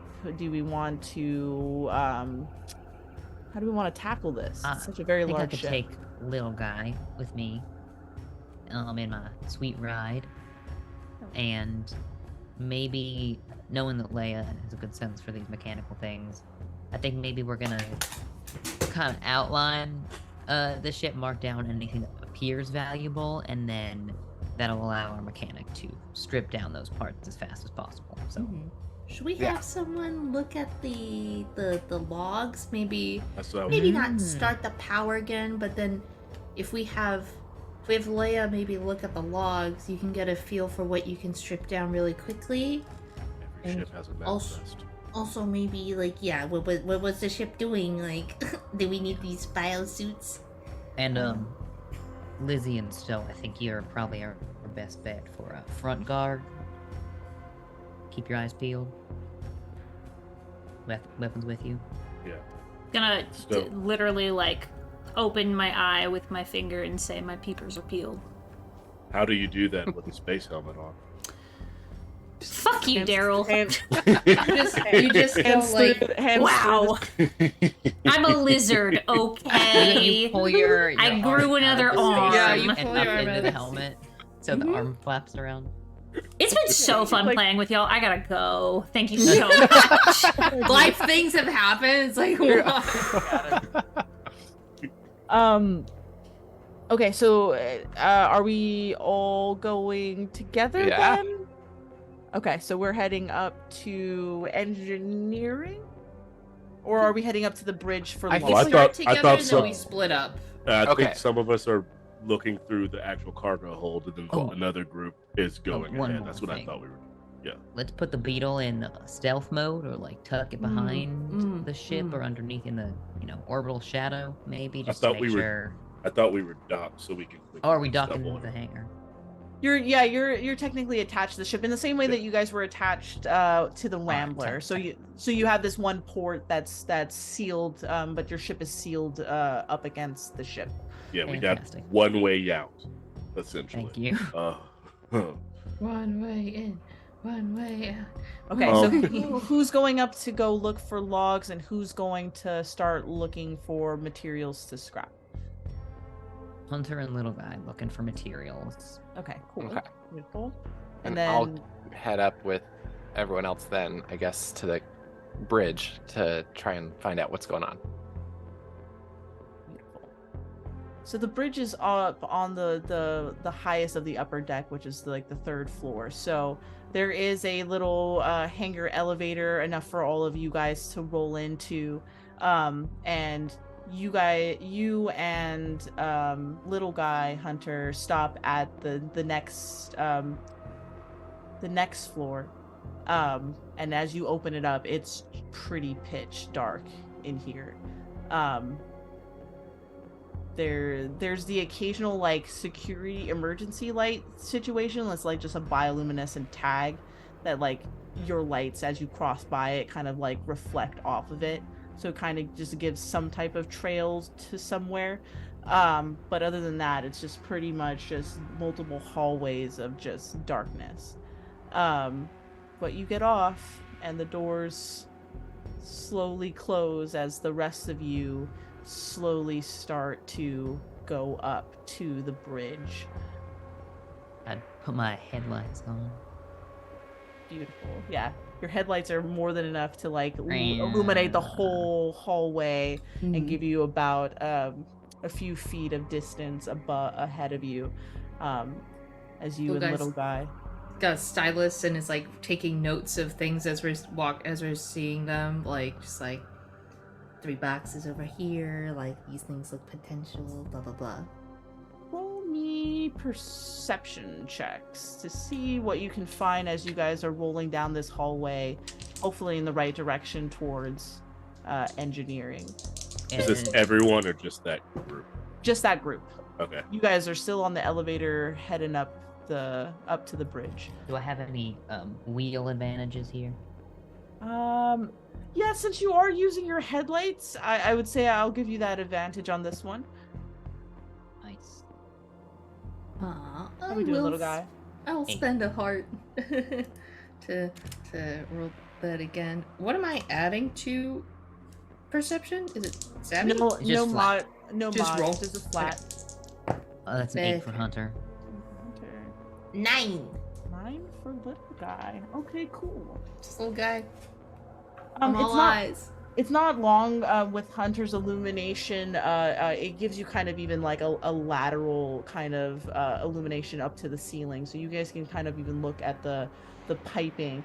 And so far, you guys notice that everything is intact. Like there's no seeming like issues. Like everything seems to be tip-top shape. Like this ship should be operational. This ship should be running as if it was intended to run. And it isn't far along the hallway till you find like a schematic diagram that shows where you're supposed to go, and eventually you can locate engineering, and you are definitely going in the right direction. It's just gonna be a couple more further down the hallway, a bit to the left, and you're gonna enter into the overall back room.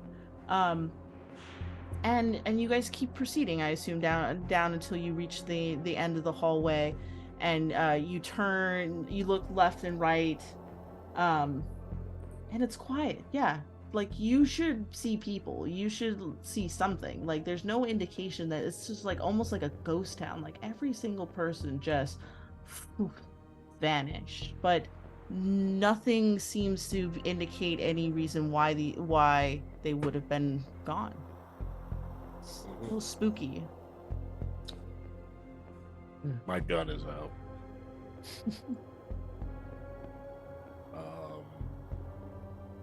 Just sorry. Well, I'll go to you guys, Stowe's, Glizzy, and Leia. It doesn't take much longer after you watch the back of little guy and Hunter's head as the doors finally close and it starts creaking up the elevator further, and eventually you guys open up into what will lead to the bridge. And same for you. It's pitch dark in here. There's no indication of light or electricity or even disturbance. It's just a quiet, empty ship. Light the lamp on my helmet. Does everyone else turn the lamp on theirs? I'm just gonna full blown say our space helmets have lights on them, so we can see in the pitch blackness of space whenever we have to make outside repairs on the It ship. would be a major oversight for them not to. Yeah. Dark spaces. Yeah. You guys have adequate light between you guys, 3 little beams, as you Mhm. guys kind of tilt your heads back and forth around. But yeah, it is pitch dark in here. I think as a lizard person, I can see in the dark. I always see little lizards scurrying around, so I'm not going to turn my on unless directly asked to assist by turning it on. Sure. Hey, turn your goddamn light on. You want to say please, Stowe, ever? Just once in your life? As I, turn it on.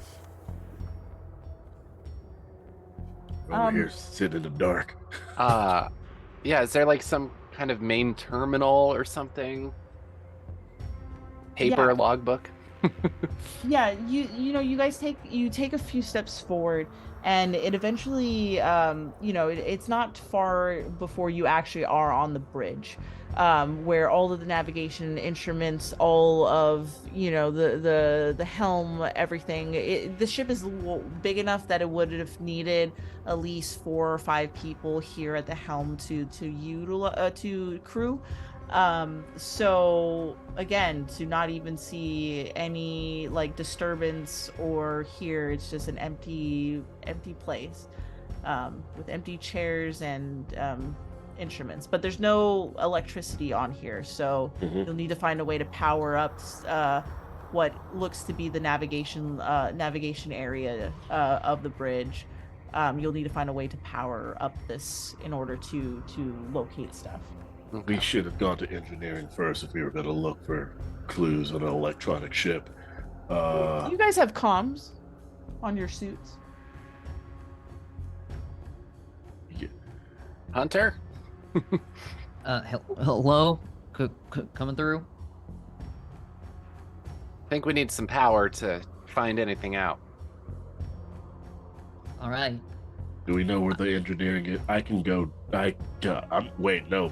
He would not say I'm breaking. I'm not going to go away from the group. No. We're building out a map, and I've got some schematics in here, so we'll see what we can do. All right. Okay. Little guy, Yep. heading towards engineering. We're gonna try and get the power on. Sounds good. Get my little That was system I was in Pause? for a second. Mitts? Mitt. flippers, stickers, Webbed sticky toes. hands. Little Toes? Toesies? toes. I'm gonna get my toesies on them. All right. Yeah, we're gonna navigate our way to engineering. Yeah. Sounds You, good.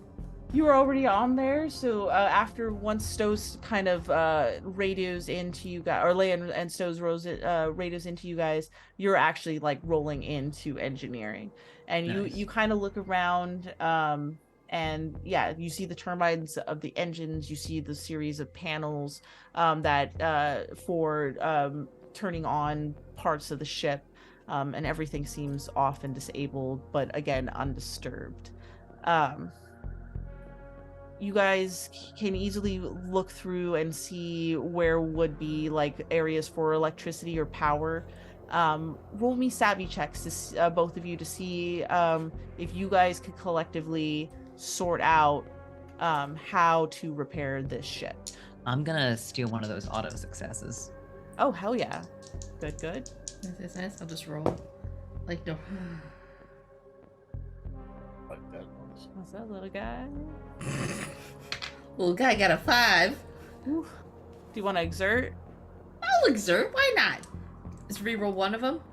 Reroll as many as you want to give your heart to. I will. I'm spending a lot of heart. He's got a lot of heart to give, and by a lot, I mean he has 4 left. Oh. What's the worst that can happen? Why do you That's- keep saying this word? Why not? 11. That's much better. 11. All right. Okay. So yeah, you guys find and locate the panels. You guys open it up, and it looks like you'll just kind of need to do a bit of a jump start. And little guy, I would say, to kind of reflect some of the damage that your exertion is taking, because now you've notified me that you have 4 heart, my little guy. I think between Hunter's car abilities, he can help jumpstart the car. So little guy goes and attaches the wires to parts of the panel, and as Hunter kind of revs themselves to like bring a little bit of electricity, little guy gets a little bit of that shock, and his little spark, a little spat, like pop, pop, pop, all around. But eventually, lights start to kind of flicker on as panels start to doosh, doosh, doosh, doosh on, and you slowly start to hear the ship start to fire and stuff. And it's not long before you guys at the bridge where things start to like buzz and start to come to life as lights start to kind of flicker on, as you're starting to hear the echoes of the rest of like industrial lights for the like big parts of the ship starting to like rev and click on down the way. But it's like echoing through this emptiness, as now you guys are starting to get power. And then little guy, you come out from under the panel with a little sizzle and a little fry coming off of you, little cough and a little smack. What happens to a frog in a lightning storm? Same thing that happens to everything else. The worst line in all of it. Okay, let's not even go into that. I remember seeing it in theaters. The memory of shocking someone back to life, or trying to, once again, brings Hunter back to his brother. Mm-hmm. We were hooked up, cable to cable. I was sharing my power with him. It was a really shocking development. Yeah, Hunter. Just I mean, couldn't just the thought of that fact that spark could have done more than what it did to little guy, that kind of terrifies you a little bit. So take a blues for that. And Right, I'm little guy, roll me a blues check in general. Just give me 2d8 plus your grit to see how this overall is. You know, you're starting to feel the overall like tiredness. Like this is oddly taking this toll on you. Something's weighing you down as you've been going through this day. Yeah. Whew. Okay, cool. 10. 10. Thank God you didn't ask for muscle, because I've got a nice little goose egg and muscle. Oh, same. Well, actually, the thing about a blues check and getting a success on a blues is that it does You actually. don't want to pass it. Yeah, you don't want to pass a You're blues. successfully sad. Well then. As the electricity kind of ripples through your skin, and it's kind of still kind of doing that. Like you're trying to walk it off a little bit, but every couple steps you just kind of like twitch a little bit as lightning's still trying to get out of your system, and that's a lot of strain on a little guy. And collective with the fact that like you've been bringing up a little bit of about your home planet today. You're kind of reminded a little bit that you're not all that resilient as a little guy, and it's kind of taking its toll, and it's kind of hurting, and you're wondering how much longer you have to do this, and you know that you still have many cycles to finish before you can even like get off this ship, and now it's kind of coming up. This is not what you really want to be doing. This is not where you really want to be. This isn't the lily pad you envisioned. And as that last bit of lightning kind of shakes off your body, the emptiness is still there. And take a blues for that. Okay. What happens if I have 8 blues? You are really up in really sad. up in them feelings there, little guy. You got a lot of emotions for a little guy.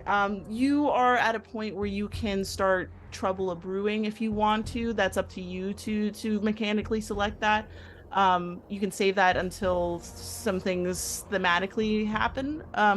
But you're really starting to feel the weight of your troubles. You're starting to remember that this isn't really the home you wanted to. You thought that this was just easy credits so that you can move on to find that little lily pad, but it's now you're starting to think it's taken too long to get there, and it's starting to feel a little hopeless. Oh God. But the power's on, and you have managed to get the ship up and running. those up on the bridge, if you want to start investigating on what you can find from the navigation logs,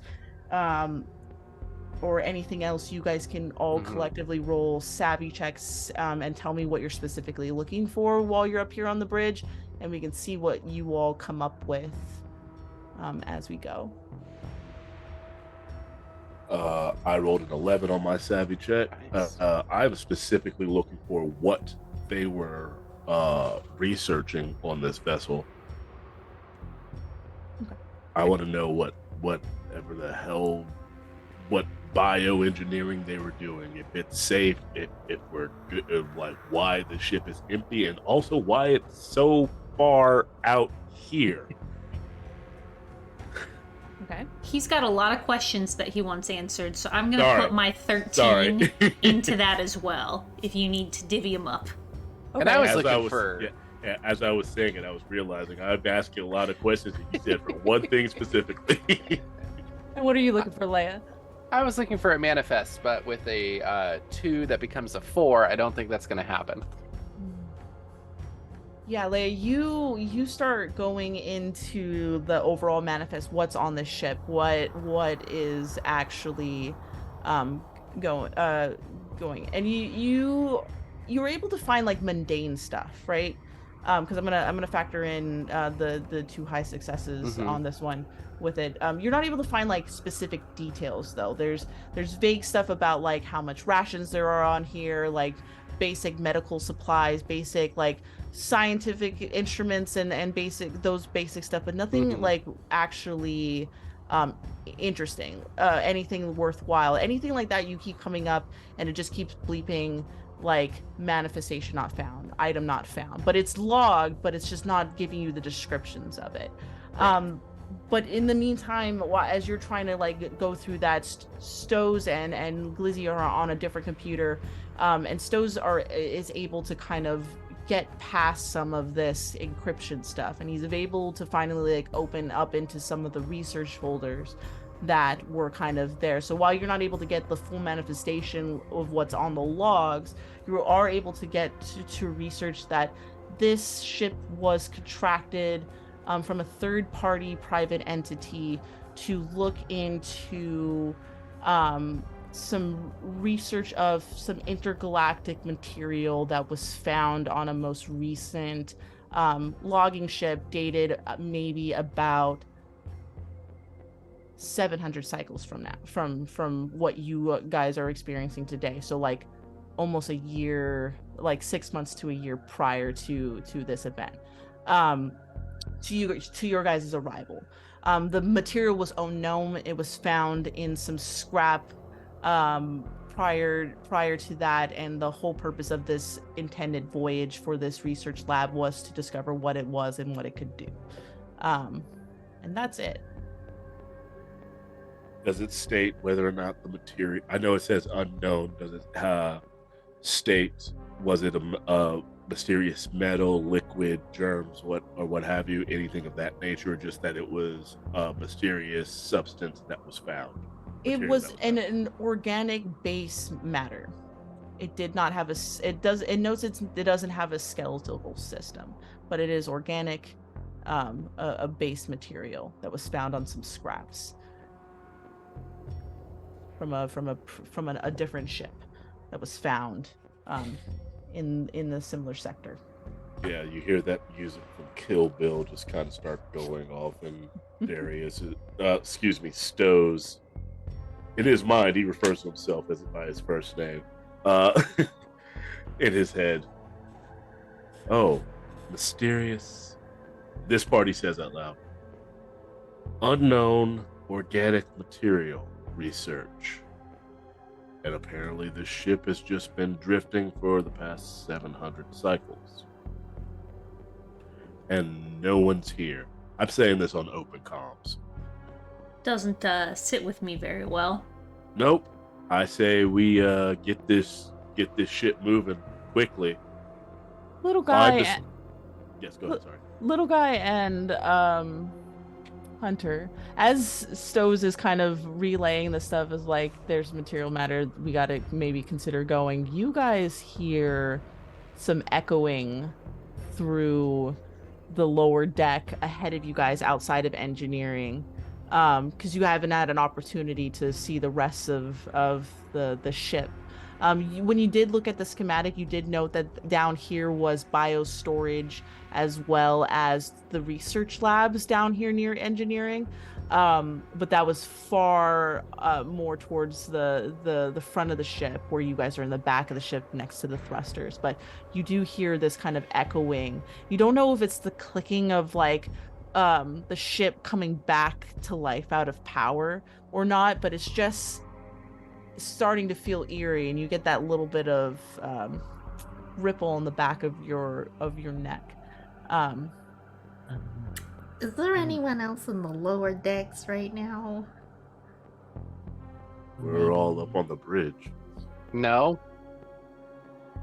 Okay, we're gonna move swiftly and quietly. Please tell me you all have weapons. Yeah. Is that a giant machete out of nowhere? I've got a hand cannon. You pull it out of your vent. In my ham space. A vent is what they call a frog's butt, by the way. I got questions. That is hysterical. I'm gonna pull out my hand cannon and keep it trained where my headlights are. Oh, Sort God, no, of guys, losing it. like back up and then pull forward. Trying to find our way up to the rest of the crew. Okay. Yeah, you remember where the elevator was.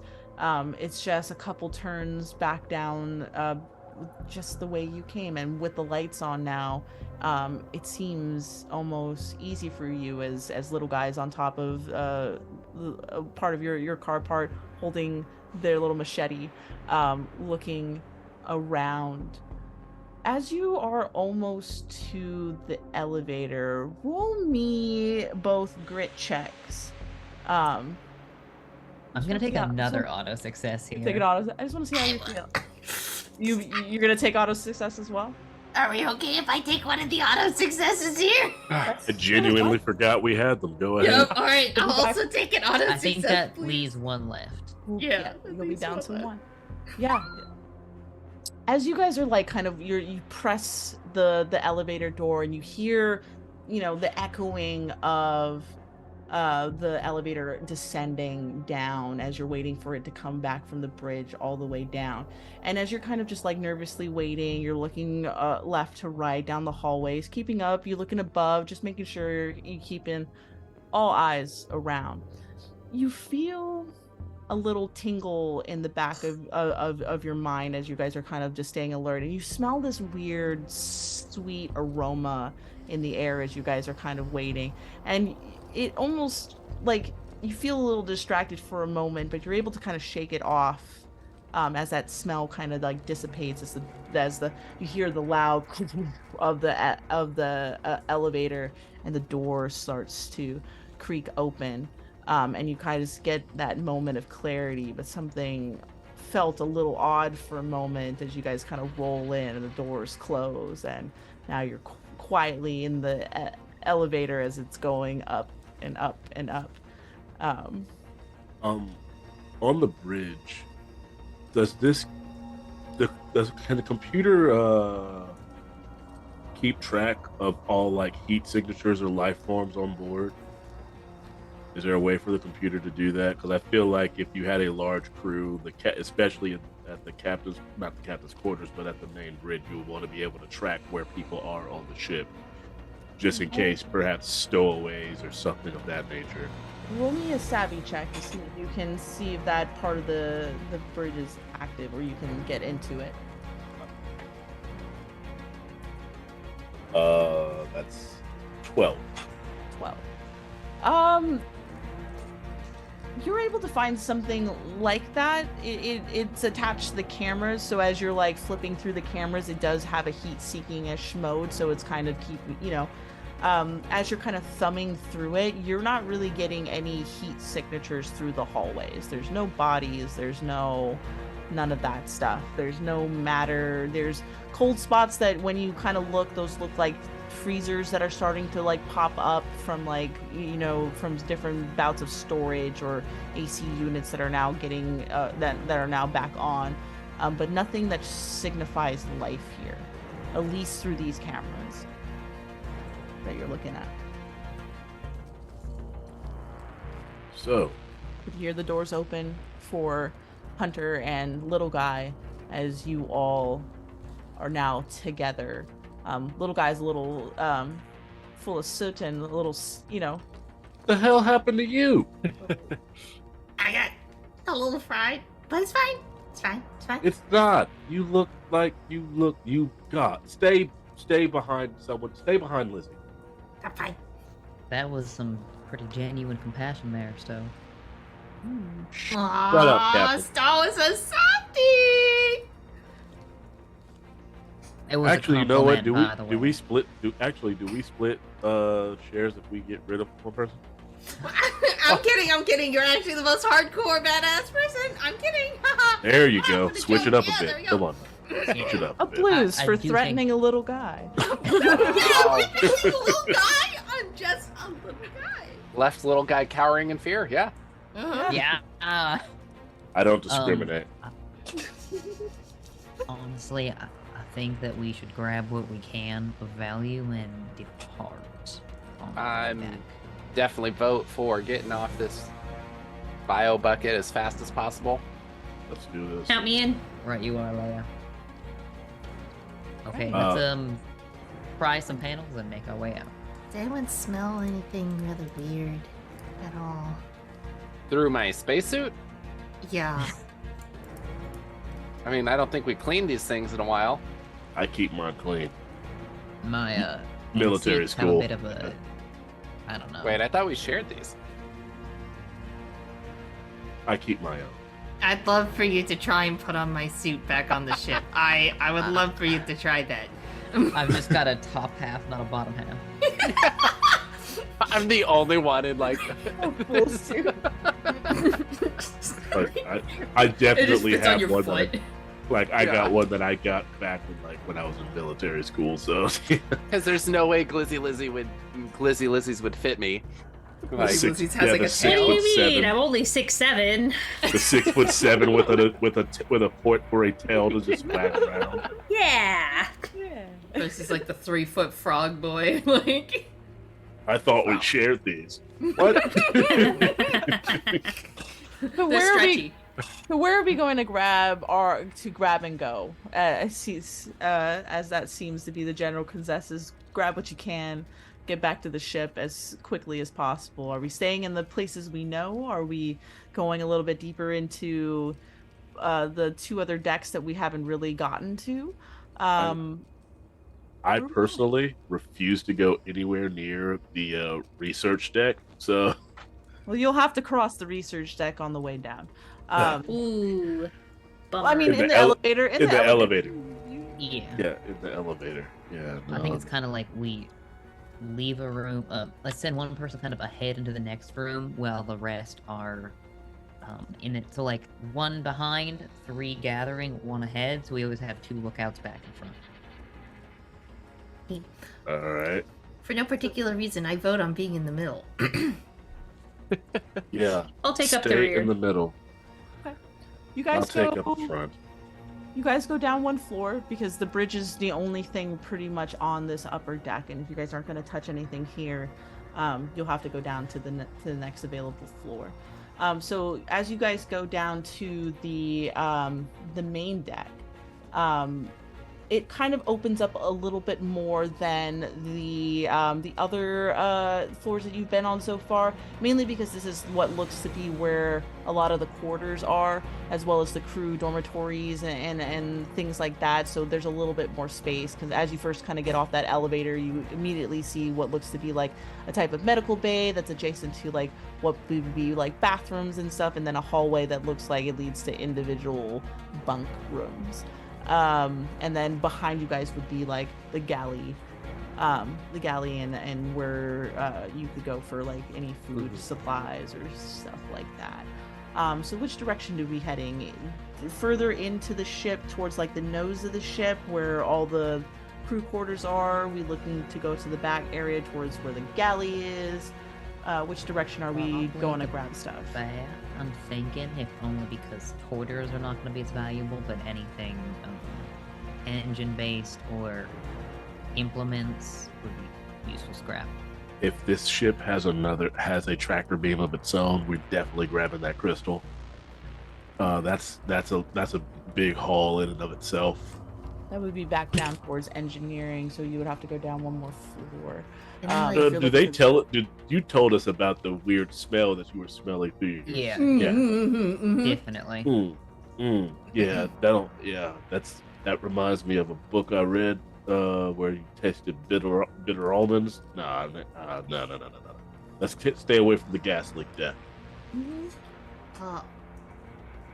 I think little guy would like any data related to the experiments if they can get their hands on it. Anything that they had, like any like conclusions that they had made from their research, any information about whatever this biological thing was, anything that they can scrap information wise, they would like to collect them.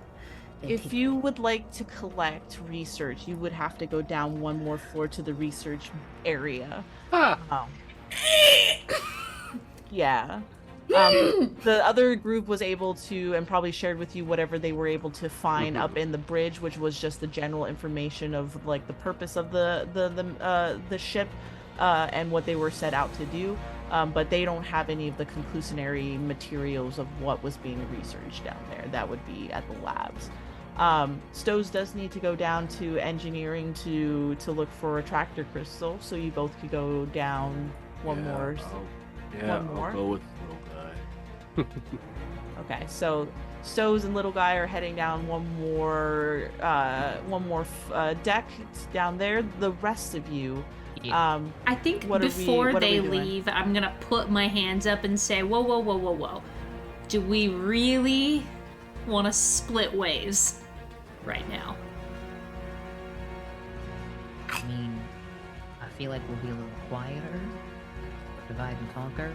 We're going Hey. straight. I'm going straight from engineering. mhm. If I don't find anything there, I'm going straight back to the ship. I'm telling you that now. And So, no solo. I'll say that. Yeah. Let's. Yeah. Yes, we reconvene on the ship. Nowhere else on here. We go back to the Beetlebug boys. We go back. Smell anything weird, hear anything weird, see anything weird. Turn around, leave. Around me. All right. Right. Everyone just like be careful. This is really This is weird, throwing me back. right? yeah, it's totally fucked. It's It's fucked. really creepy. I mean, hey, maybe we'll hear later that someone brought in a massive haul. Like, you know, the corpo's like, there's this huge ship that you didn't strip. But for the time being, I'm fine with getting what we can. I don't know. Can't get When in credits doubt- if you're dead. It's Mhm. Use your comms. Whoever was on here was contracted by a third party that was not named. So, Classic. yeah. Yeah, Leah's just like fully caught up, silent, thinking about like when she and her group had initially gone to check out that storage container, essentially, and then like half of them got blown up. Yeah, I mean, it's tough when you're right here that you're looking at every single one of your teammates in this dire straight situation that, you know, it's easy enough that you could go back to your ship and forget all of this happening. But with everybody so set, you, Leia, are just remembering the worst of it and taking blues for that. So just because we are going to dine and dash here, Little Guy and Stowe's main goal is to look at the next deck for any research information for a crystal, and they're heading back to the ship. Hunter, Glizzy, and Leia, what exactly are you guys looking for on this main deck so that you guys can grab whatever you're hoping to grab and head back to the deck, head back to the ship? It seems like everybody's getting at least one main thing and heading out. Yeah, I think panels and anything that is like interactive, touch, sensitive material, chips. Yeah, I'd probably say like something electronic based that we could be reused or sold. Okay. Either looking for scrap metal or weapons.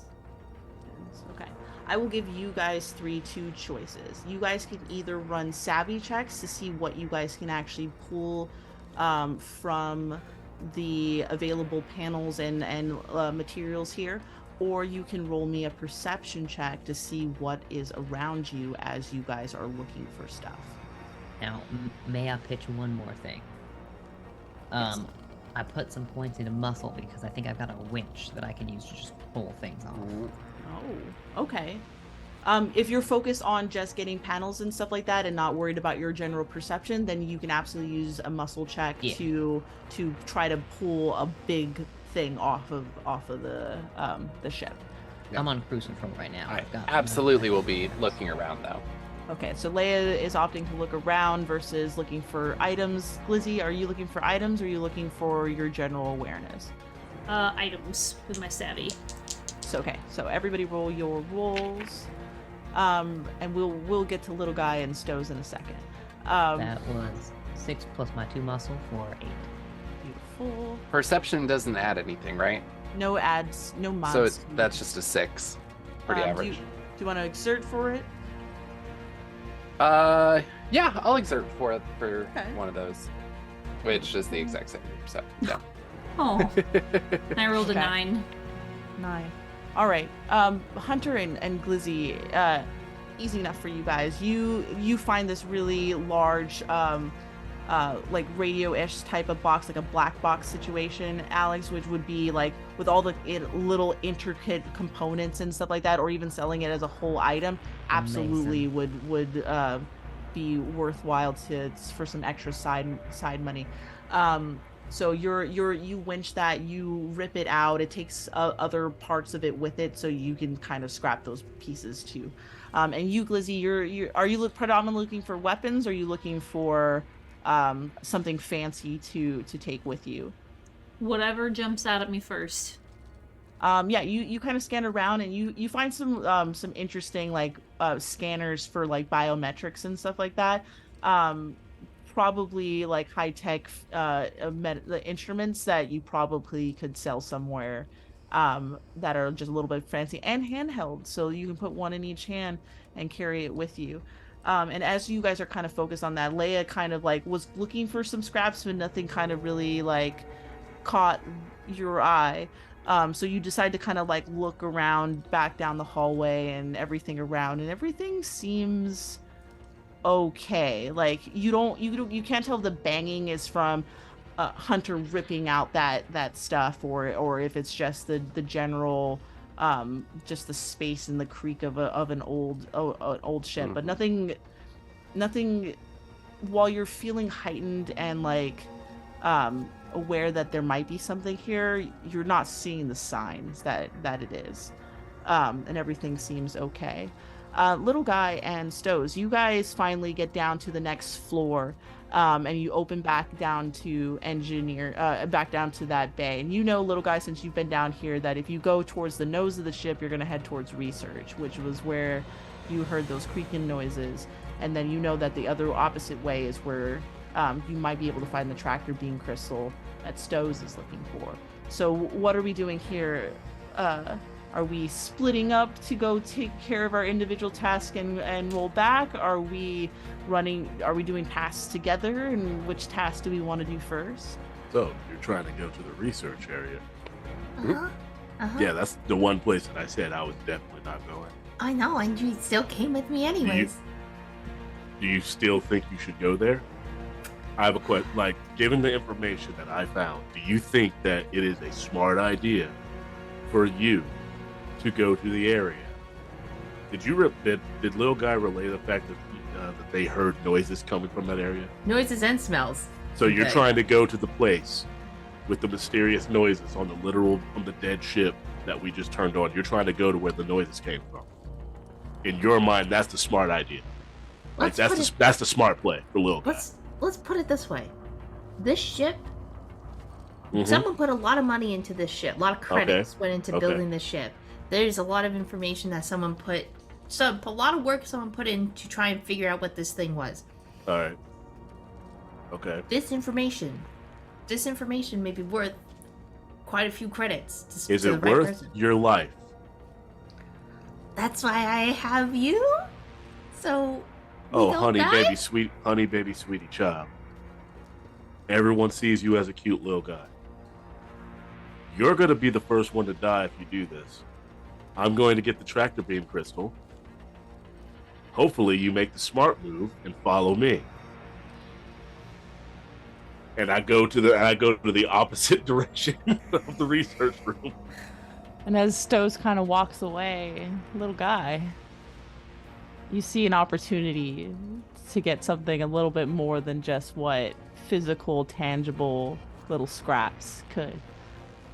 And as Stowe's kind of goes and starts to almost turn the corner towards engineering, what are we doing, little guy? Are we heading towards the research? Are we heading towards listening to what Stowe's mentioned? Harsh, but fair, I feel like. What do we do, little guy? What do we do? We're gonna go to quietly go to the research. Just peek my head in the area. Remember how I said in Alien the cat got everyone killed? Lil guy is the cat. I am the cat. And worst case scenario, I'm just gonna run back towards where Stowe's. I know where Stowe's is going, so I'll just creep. Okay, if you're gonna roll me a savvy check, and we'll take this as like what information you'll get, as well as how stealthy and maneuverable you can get towards the research. Stowe's, you can also roll me a savvy check if you're specifically just looking for that tractor beam crystal to do like get your task out and done. Or you can also roll me a perception check if you want to forego that to check your general surroundings. Would be me checking my general surroundings. Is that seeing if I see something about to attack, or if I just see other valuable possessions? You just more of a general awareness of your surroundings, so that could be both. All right. Or if you're looking for your specific item, then roll a savvy. I'm on 10, I'm almost at a 10, so I feel like I would definitely be rolling a perception check, because I'm like, you heard noises down here already. It's the other side. Who knows if they're in the vents, they're in the walls. Forgo your tractor beam search for your general awareness. Oh, Jesus Christ! All right. If I burn a heart, how many can I reroll? Just one. You can roll both of your dice if you want to exert as many heart as you want to reroll. I will. Okay, I'll burn 2. So that brings me down to 7. That's a sound. Oh right, you have a long muscle. Yeah. Your little guy is a big guy. I'm a little guy. What can you say? I'm a little guy. Me who makes characters constantly, so they're very hard to get rid of. Yeah, of course. Yeah. Wow. What the fuck is happening? No dice? You cannot reroll after this. Yeah, it's a total of 5. Hey, I'm gonna take that auto success. Yeah? And I just remembered that we have. Yeah, I'm gonna Got it? use that. Okay. Roll me a grit check. Now that you're roll me a grit check now that you're more paying attention to your surroundings, as you do hear something click and up around you down one of the hallways. 6. 6? All right. Can I burn? Can I burn one here too? You can roll. You can exert yourself again here. Yeah. Bring it down to. I'll bring it down to 6, to a total of 6. Good God. Okay, that was worth it. That's a total of 10. 10. Okay. Cool. Yeah, you turn the hallway and you get that moment of just like you're hoping that like little guy's gonna follow you, but like you don't hear them really. But then you hear this like loud like movement, not too far away from you, more towards like the upper part of the like towards the vents and stuff like that. You hear this kind of like lurching. And then you too also start to smell that sweet smell and you start for a second to get a little distracted by it. It kind of wells up into your mask, like it's really seeping through it. It's getting you there, but you're able to kind of like shake it off again as you hear more of that loud pattering, and you look around for a second, don't see anybody, but not even little guy. So I didn't get a chance to say it earlier. I wanted to have an automatic "we need to go" word earlier.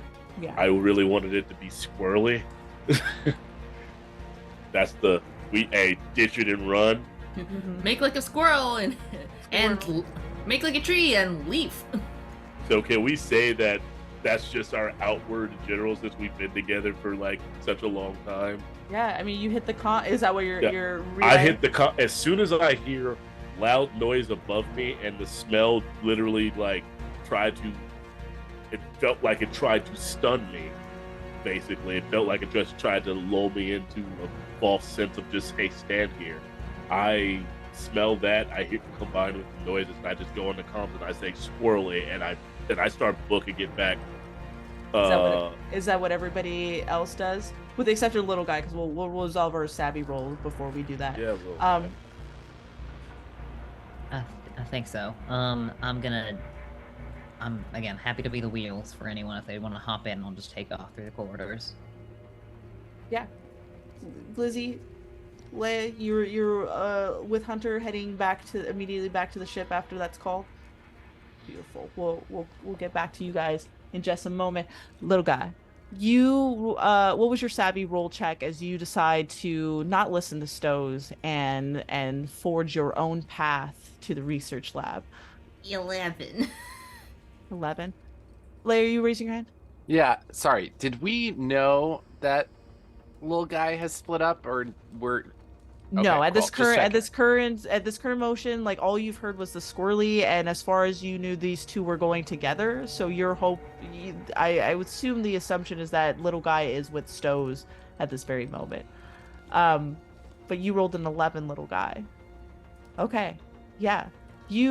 As soon as Stowe's turns the corner, you just bolt deep into the heart of the nose of the ship, where no one else seems to dare go. But you're a little guy, and little guys go where they want to go and see what they want to see.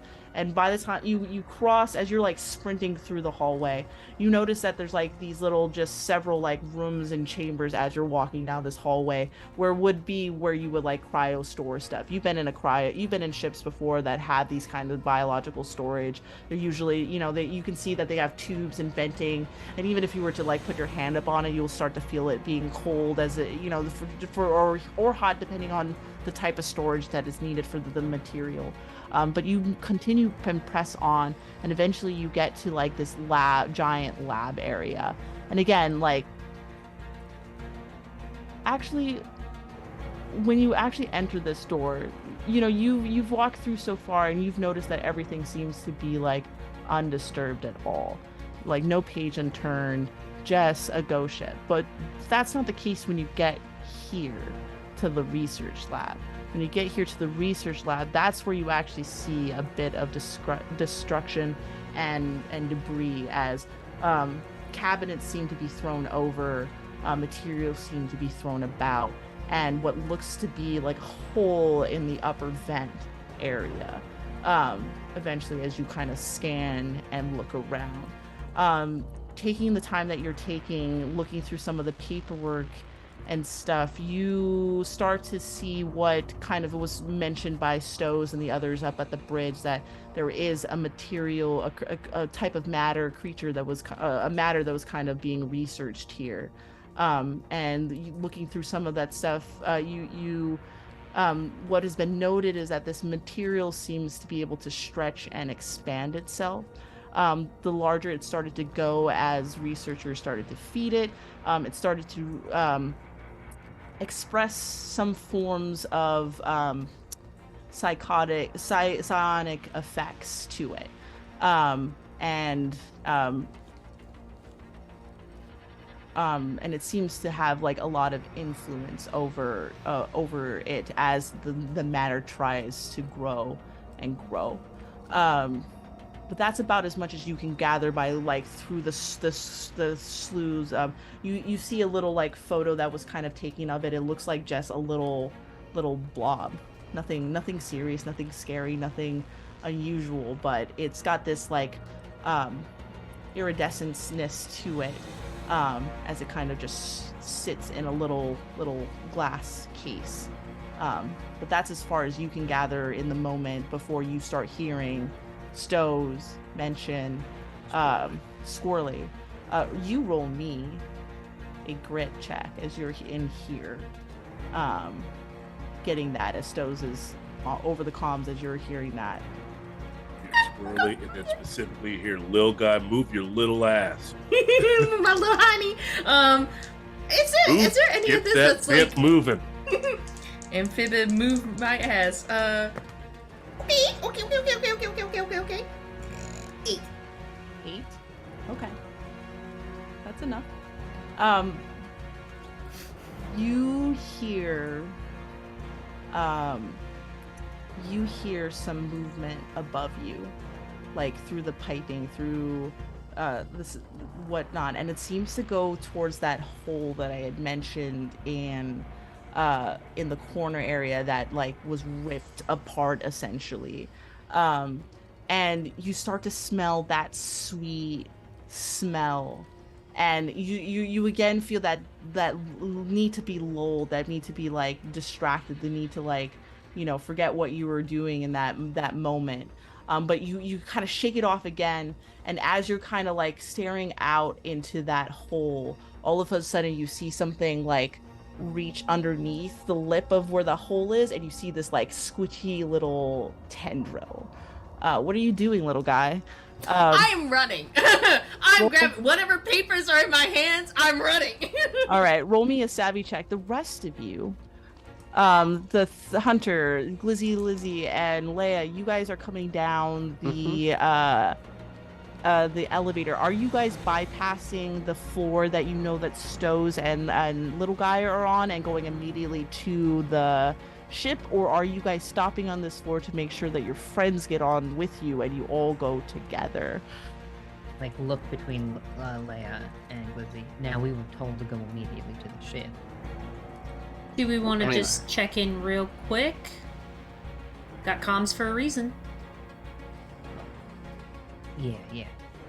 I said fucking squirrely, there's shit in the vents, move! All right, we book it. Yeah. Okay. So you guys bypass, you don't even stop down on this floor as you guys continue down the elevator back down to the hangar in which you guys first entered here. As the doors open, you hear the actually, I want to echoing. make sure our ship's okay. Yeah. If as far as you can tell, the ship is there. The door is open for it, and it's still attached to the hangar, and it appears to be fine. Wait, they're not back here yet, though? No. As far as you can Oh. tell, nobody's down here. No little guy, no Stowe's. Actually, Stowe's, you have a choice. You can wait for the elevator and for little guy, or you could go down the stairs. There's other access points in order for you to get down the hangar. The elevator is just the more main hub accessible point to do stuff. But there are stairways that lead down to the hangar. So the choice is yours. Are you going to wait for little guy, or are you going to squirrely out? He did ask, if somebody dies, do we split their share evenly? I Yeah. gave the option to, you know what? I gave the option to come with me. I gave the signal to run away. One was ignored. I'm taking my ass down the stairs. Yep. All right. Yeah, you look down the hallway in which the direction you most likely know little guy went, and as much as you want to help a little guy, what's the point if you can't save yourself in the process too? And as much as you want to help that little guy, you warned them. Yeah. And you take off. Take a blues for that. You're making a decision to leave one of your crewmates. But in the interest of honoring your agreement to head out when danger's afoot. But it is a little guy. Glizzy, Hunter, and Leia, as you guys are down on the ship, roll me grit checks. See how you guys fare as you guys are getting towards the ship. You're in the last little leg. I'm gonna spend a heart. I'm also going to spend a heart. That is, even with the heart, a 7. 8. Total of 13. 13. Leia, you're the first to get back to the ship port, and you look inside, everything seems to be fine. You can easily go into the ship to help get it ready to be dismounted and undocked. Glizzy, you're just a step behind. But Hunter, as you're being more kind of like the leader of this pack and stuff of your current group, you want to be the last man as you go. But as you kind of head there, you start to smell that sweet smell, and it kind of stops you in your tracks. And for a second, you hear a voice, which is weird for the first time you've hearing voices outside of that, and it is the sound of your brother, the person your friend. You're the person you think about often, and you swear you hear his voice, and it's so enticing. It tells you to come back over towards where you came out. It tells you to come back to the ship, come back deeper into the ship. It tells you to keep and it stops you, and you turn around on your wheels, and You there? yeah. Hello? I'm over here. Come over here. Just right down here, down by the elevator. I do the beep beep reverse. Do we hear that reversing? Yeah, Glizzy, and so as you guys are like starting to go, like you expect to turn around and see Hunter, and you don't. And as you guys can kind of like reach out your ears, you do hear that backing up noise that is Hunter turning around.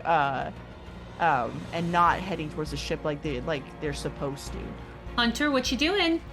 We gotta I'm go. Coming. I've got the parts this time. I promise. No, Hunter. no, no, when? It sounds like you're going in reverse. You need to come towards us. Shit. Step on the gas, but my foot is a wheel, so I Yeah. just- Yeah. Hunter, as you're heading towards the elevator, the stoves, this is about enough time for you to come down the steps and get into the hangar. And now you're noticing Hunter is not going in the direction that they're supposed to go. Ooh, I think you're muted. Hunter, what the hell are you doing? Oh, Now you're you're muted. You're muted. He's here. He's here somewhere. I can hear him. Who? The My blob? brother. No. We're gonna dead that right now. Brother's dead. Get on the ship. Hunter, Squirrely roll me a muscle check. Oh, hell yeah. That's a 13. 13. Stows, you roll me a muscle check as well, Oh shit. as you've come to try to get Hunter to turn around since you're right there. Wait, I'm gonna use the auto success we just got. All right, excellent. Nice. You get to Hunter Stows, and reassuring them that their brother, he couldn't possibly be here amongst all of this stuff. When you finally, like right behind Hunter, as you're kind of like talking to him, that's when you see like this weird iridescent like tendril leak down right behind Hunter and tries to grab them, but Hunter, like that initial like grab, you kick in on a reaction and you turn your wheels and you were able to kind of like pull away. It tries to go also after Stows as Hunter stretches over, it kind of like latches onto them, but as it kind of recoil back, it's not strong enough to take Stows with them. As you see this little thing start to recoil back into the vents. Little guy, you What? are making a mad dash back to the elevator, back to the nearest available safety. Roll me a grit check, because you're moving fast. You're a little guy. Little guy. Just hopping, jumping, skipping. Ooh, God bless 9. 9.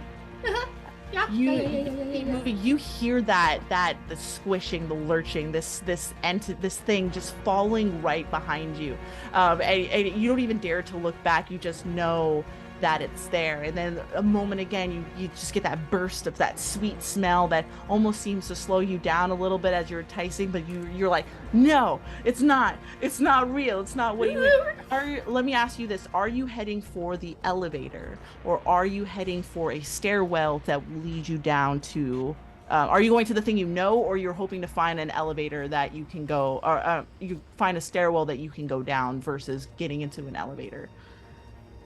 I think whatever is fast as. How long did the elevator take? The elevator's not, I mean, it's just floor to floor, so it's not going to necessarily take that long. So it's any man's bet. It's just what I'm going to make you roll. I'm gonna take the Literally stairs. hop down the stairs. I'm gonna hop down the stairs. I'm gonna like. I think I little guy pauses, like skirts in front of the elevator, and it's like.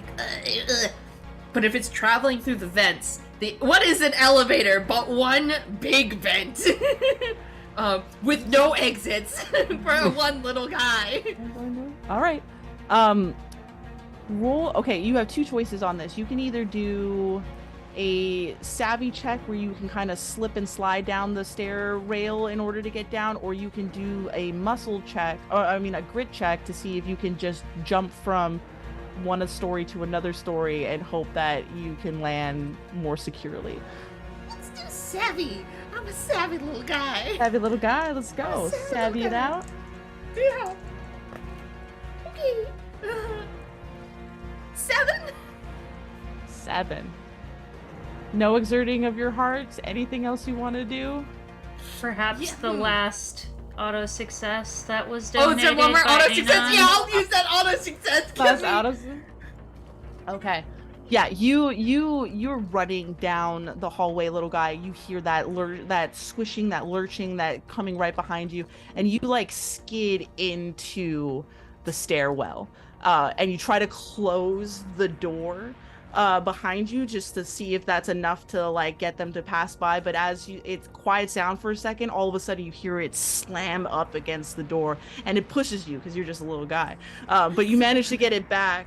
But you end up as your back is up against the wall, as this thing is pushing on the door, you finally just do a leap of faith and you jump onto the rail of the stairwell and you just shimmy slide all the way down that. And as you kind of look up, you see that iridescent blob just kind of finally break through on the top, and it sees you, but you're already down to the bottom. And by the time you start to see it kind of seep its way through the stairwell down towards where you are able to skid out of the stairwell, where you see Stows and Hunter standing there arguing with each other. But what do you want to do now that you're down? We're going. We're leaving. It's not real. It's not real. It's not real. It's fake. It's a fake. It's all bad. It's all bad. It's all bad. I promise. I genuinely thought that muscle check was for us to like wrestle each other. That's what I thought it was. No, it's the wrestle, the thing that wants you. I was just like, how epic must that be? Just a half car person being held up by this dude. Is there a way to kind of resist or catch myself, like a blues check or something? Totally, yeah. Let's roll a blues check at this moment. Once you see, like, you're still kind of caught up with Stows in that moment as you got like almost pulled away from that creature. But you know the focus of hearing little guy come through there kind of breaks that little bit, and you're starting to realize that your brother isn't here, and all that flooding emotion starts to kick back into you. That's 2d8. That is 2d8, no, 2d6 plus your grit, and you want to fail this. That's a 1 and a 2, and I've got 0 grit, so a 3. Yeah. why would you resist this? Like, after hearing your brother, after realizing that this was a little bit of a ploy, like how does Hunter find the resolve where they don't take up too much sadness here? Uh, I think it's because this act of gathering and collecting these parts is something, a pathway that he got on after losing his brother. But before that, him and his brother were a lot more cheerful, but also didn't have as close a relationship. So there's just something about him calling out in this way where he was always pulling practical jokes. You know, he always talked a little rougher. This sounds too genuine to be him. Yeah.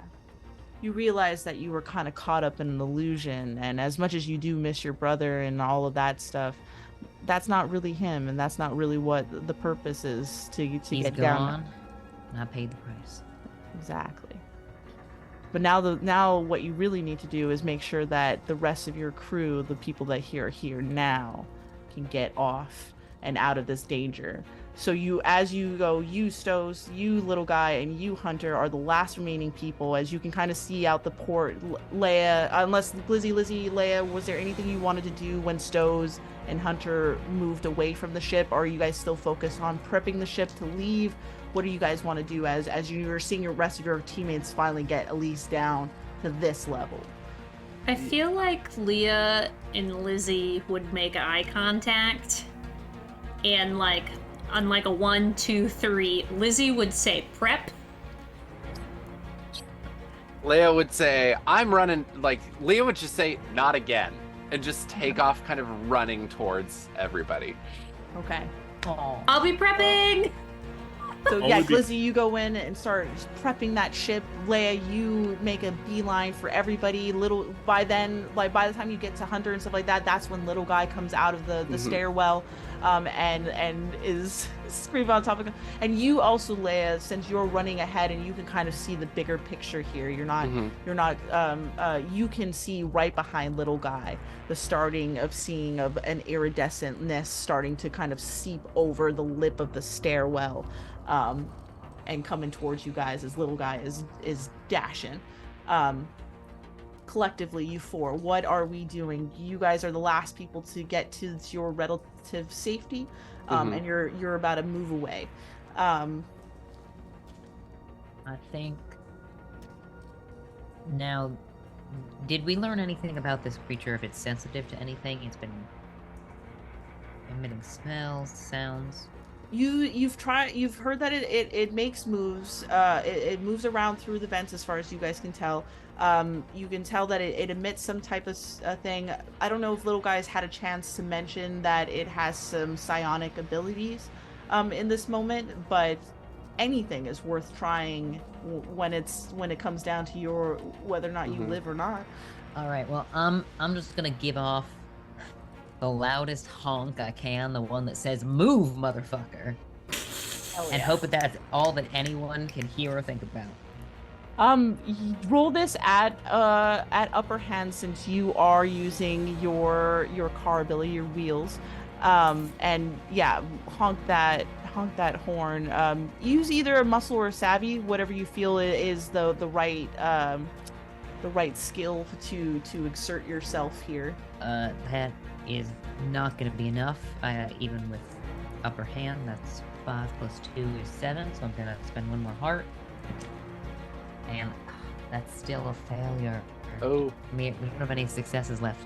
Can I spend another heart on my other die? Yeah, you can spend another heart on your other die.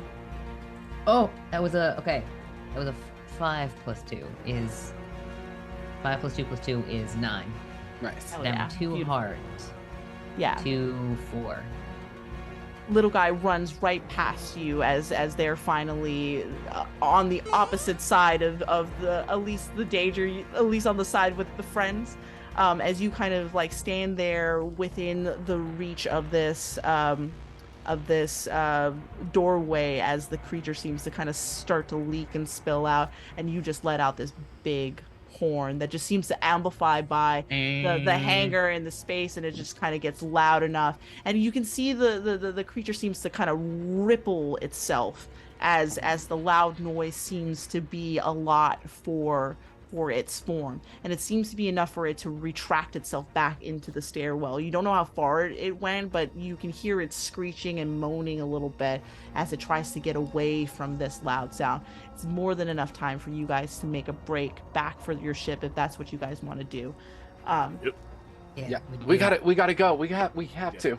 We Yeah. gotta You go, hadn't go, done go, that. go, go, go, Yeah, if go. you hadn't done that, I was gonna do Troubles with Bruin and just shoot this thing back as much as possible while making our way towards the ship. Beautiful. Making our You- way downtown, running faster.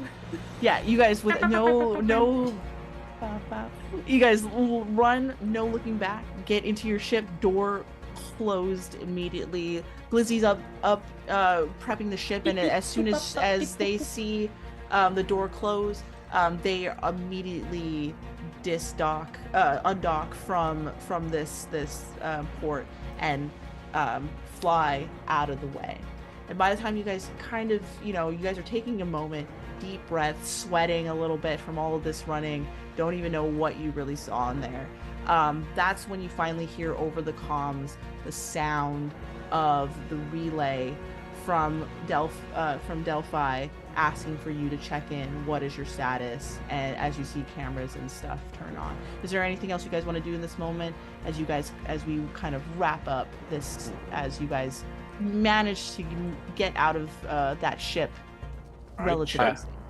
I personally checked myself for any remnants of that glob because it grabbed at both myself and Hunter. I want to see if any of it is on my suit because I will jettison that shit immediately. Yeah. I think checking over everyone. Check for ticks. You look Leia around. just gives everyone a big hug. Oh, come here. No, this is not the time for that. We might Come be. here. Yeah, you check yourself. There doesn't seem to be anything on top of you guys, and as you're kind of looking at that, that's when Leia comes in on a big hug, and as you guys drift away, safe-ish, but perhaps learning a valuable lesson about mysterious ships out in the back pocket. And I think with that, we'll end our little run there of our Orbital Blues. Woo woo. Thank you guys so much for donating your money and helping us raise money for a good cause. And thank you all here at the table. You guys are Thank wonderful. you. Thank you so much. This is incredible. Yeah. Hell yeah. If this was the actual campaign, you would have been very frustrated because I would not have allowed us to go on that ship. Oh yeah. All right, friends. Let us tell the people who we are and where they can find us. Eli, let's start with you. Hi, hello, my name is Eli. I am the resident ghost of Mayday Roleplay. We are a cinematic AP creation team where we are doing awesome spooky horror shenanigans. If you guys would like, check out tomorrow as we're about to release our Delta Green Project Doomed to Repeat. Our third season is out for just in time for Halloween, so our first episode will be ready. And if you drop by on our YouTube, we'll be watching it live at 11 a.m. tomorrow with some of the members of the cast, so come by and hang out. If not, we got a wide catalog of stuff, including some more Over the Blues that I run. But other than that, yeah, check us out at anywhere you can find us, Mayday Roleplay. And Darby. Hi, hello, my name is Darby, otherwise known as Chaotic Darby on the internet. I'm a Twitch, I do stuff and things. I'm a game designer, I'm a community manager, I'm an actual play performer. You can find me anywhere on the internet that I have a handle as Chaotic Darby, which is pretty much anywhere except for Instagram/Threads. So, I'm not on any current streams at the moment, but keep up to date with me on the social medias. Hell yeah. Hello. Alex? Yes, hello. I am Alex, aka Aldermancy. You can find me on Twitter at Alder_Mancy and a bunch of other places. But I usually stream on Saturdays a queer horror D&D campaign called Strange Hungers at 9 a.m. PST. I also want to give a shout out because if you haven't seen Pixel Circus, who I do some tech direction for, have an amazing live interaction horror stream going on right now called They're Here that I was also a writer on. So go catch the end of it over on twitch.tv/Pixel Circus because it's really neat. All right, That's me. Nicole. Yeah. Hi, I'm Nicole. I no longer stream, but I still guest on actual plays, and you can actually catch me on November 18th and 19th for another charity stream. Rolling for Charity is doing a 2-day production. I'll be running one of their games. It's a Mothership horror campaign game. So love that system, and it's such a fun time. So you can catch me there. I'm at Nicole.Fay1 on most platforms except on Twitter, where they don't allow that. So I had to be Nicole_Fay1. All right, Daryl. Hello, I'm Daryl Dorsey. You can find me on Instagram and Twitter at Mr_Daryl Dorsey. I am the, well, we'll say main storyteller GM of the Fan Game podcast. Currently in our third and final chapter of our San Diego by Night Vampire the Masquerade Chronicle, and we'll continue it with more vampire stuff, most likely Curse and Strahd. I am a voice actor, an actual play performer, and when I'm not doing that, you can probably find me on set somewhere doing lighting. In the lighting department. As far as upcoming projects, I have a fun one with Mayday Roleplay that's the most I will say. I have a fun one with 2 other actual play productions that I'm not going to mention yet because we haven't started yet. But that's where you can find. Oh, also I stream usually Thursday, Saturday, and Sunday on my Twitch channel, Daryl Sucks at Gaming. That is Sucks spelled S-U-X because I am just doing my best. All right, back to you, Jess. Okay, and that leaves me. Hi, friends. I just want to give a super big shout out to Eli for putting on this really fun game. This was my first time playing, and I had an absolute blast. I want to give a shout out to the cast for coming on and closing us out for our month of charity streams for March of Dimes. This was an absolute blast, and we ended up raising $820 to support healthy moms, babies, and families all across the nation. So that is super duper cool. I just put something out on Twitter. The next month's charity streams are going to be for Palestine Children's Relief Fund. It's going to be on November 13th and November 16th. So right now the cast is almost firmed up, but if you're interested in sponsoring the charity events, please reach out to me. That would be super, super cool. Anyway, appreciate y'all hanging out. We are going to raid into the Pixel Circus that Alex was talking about earlier. And again, thanks for hanging out. I hope that you have a great rest of your evening, and we'll see y'all later. Bye.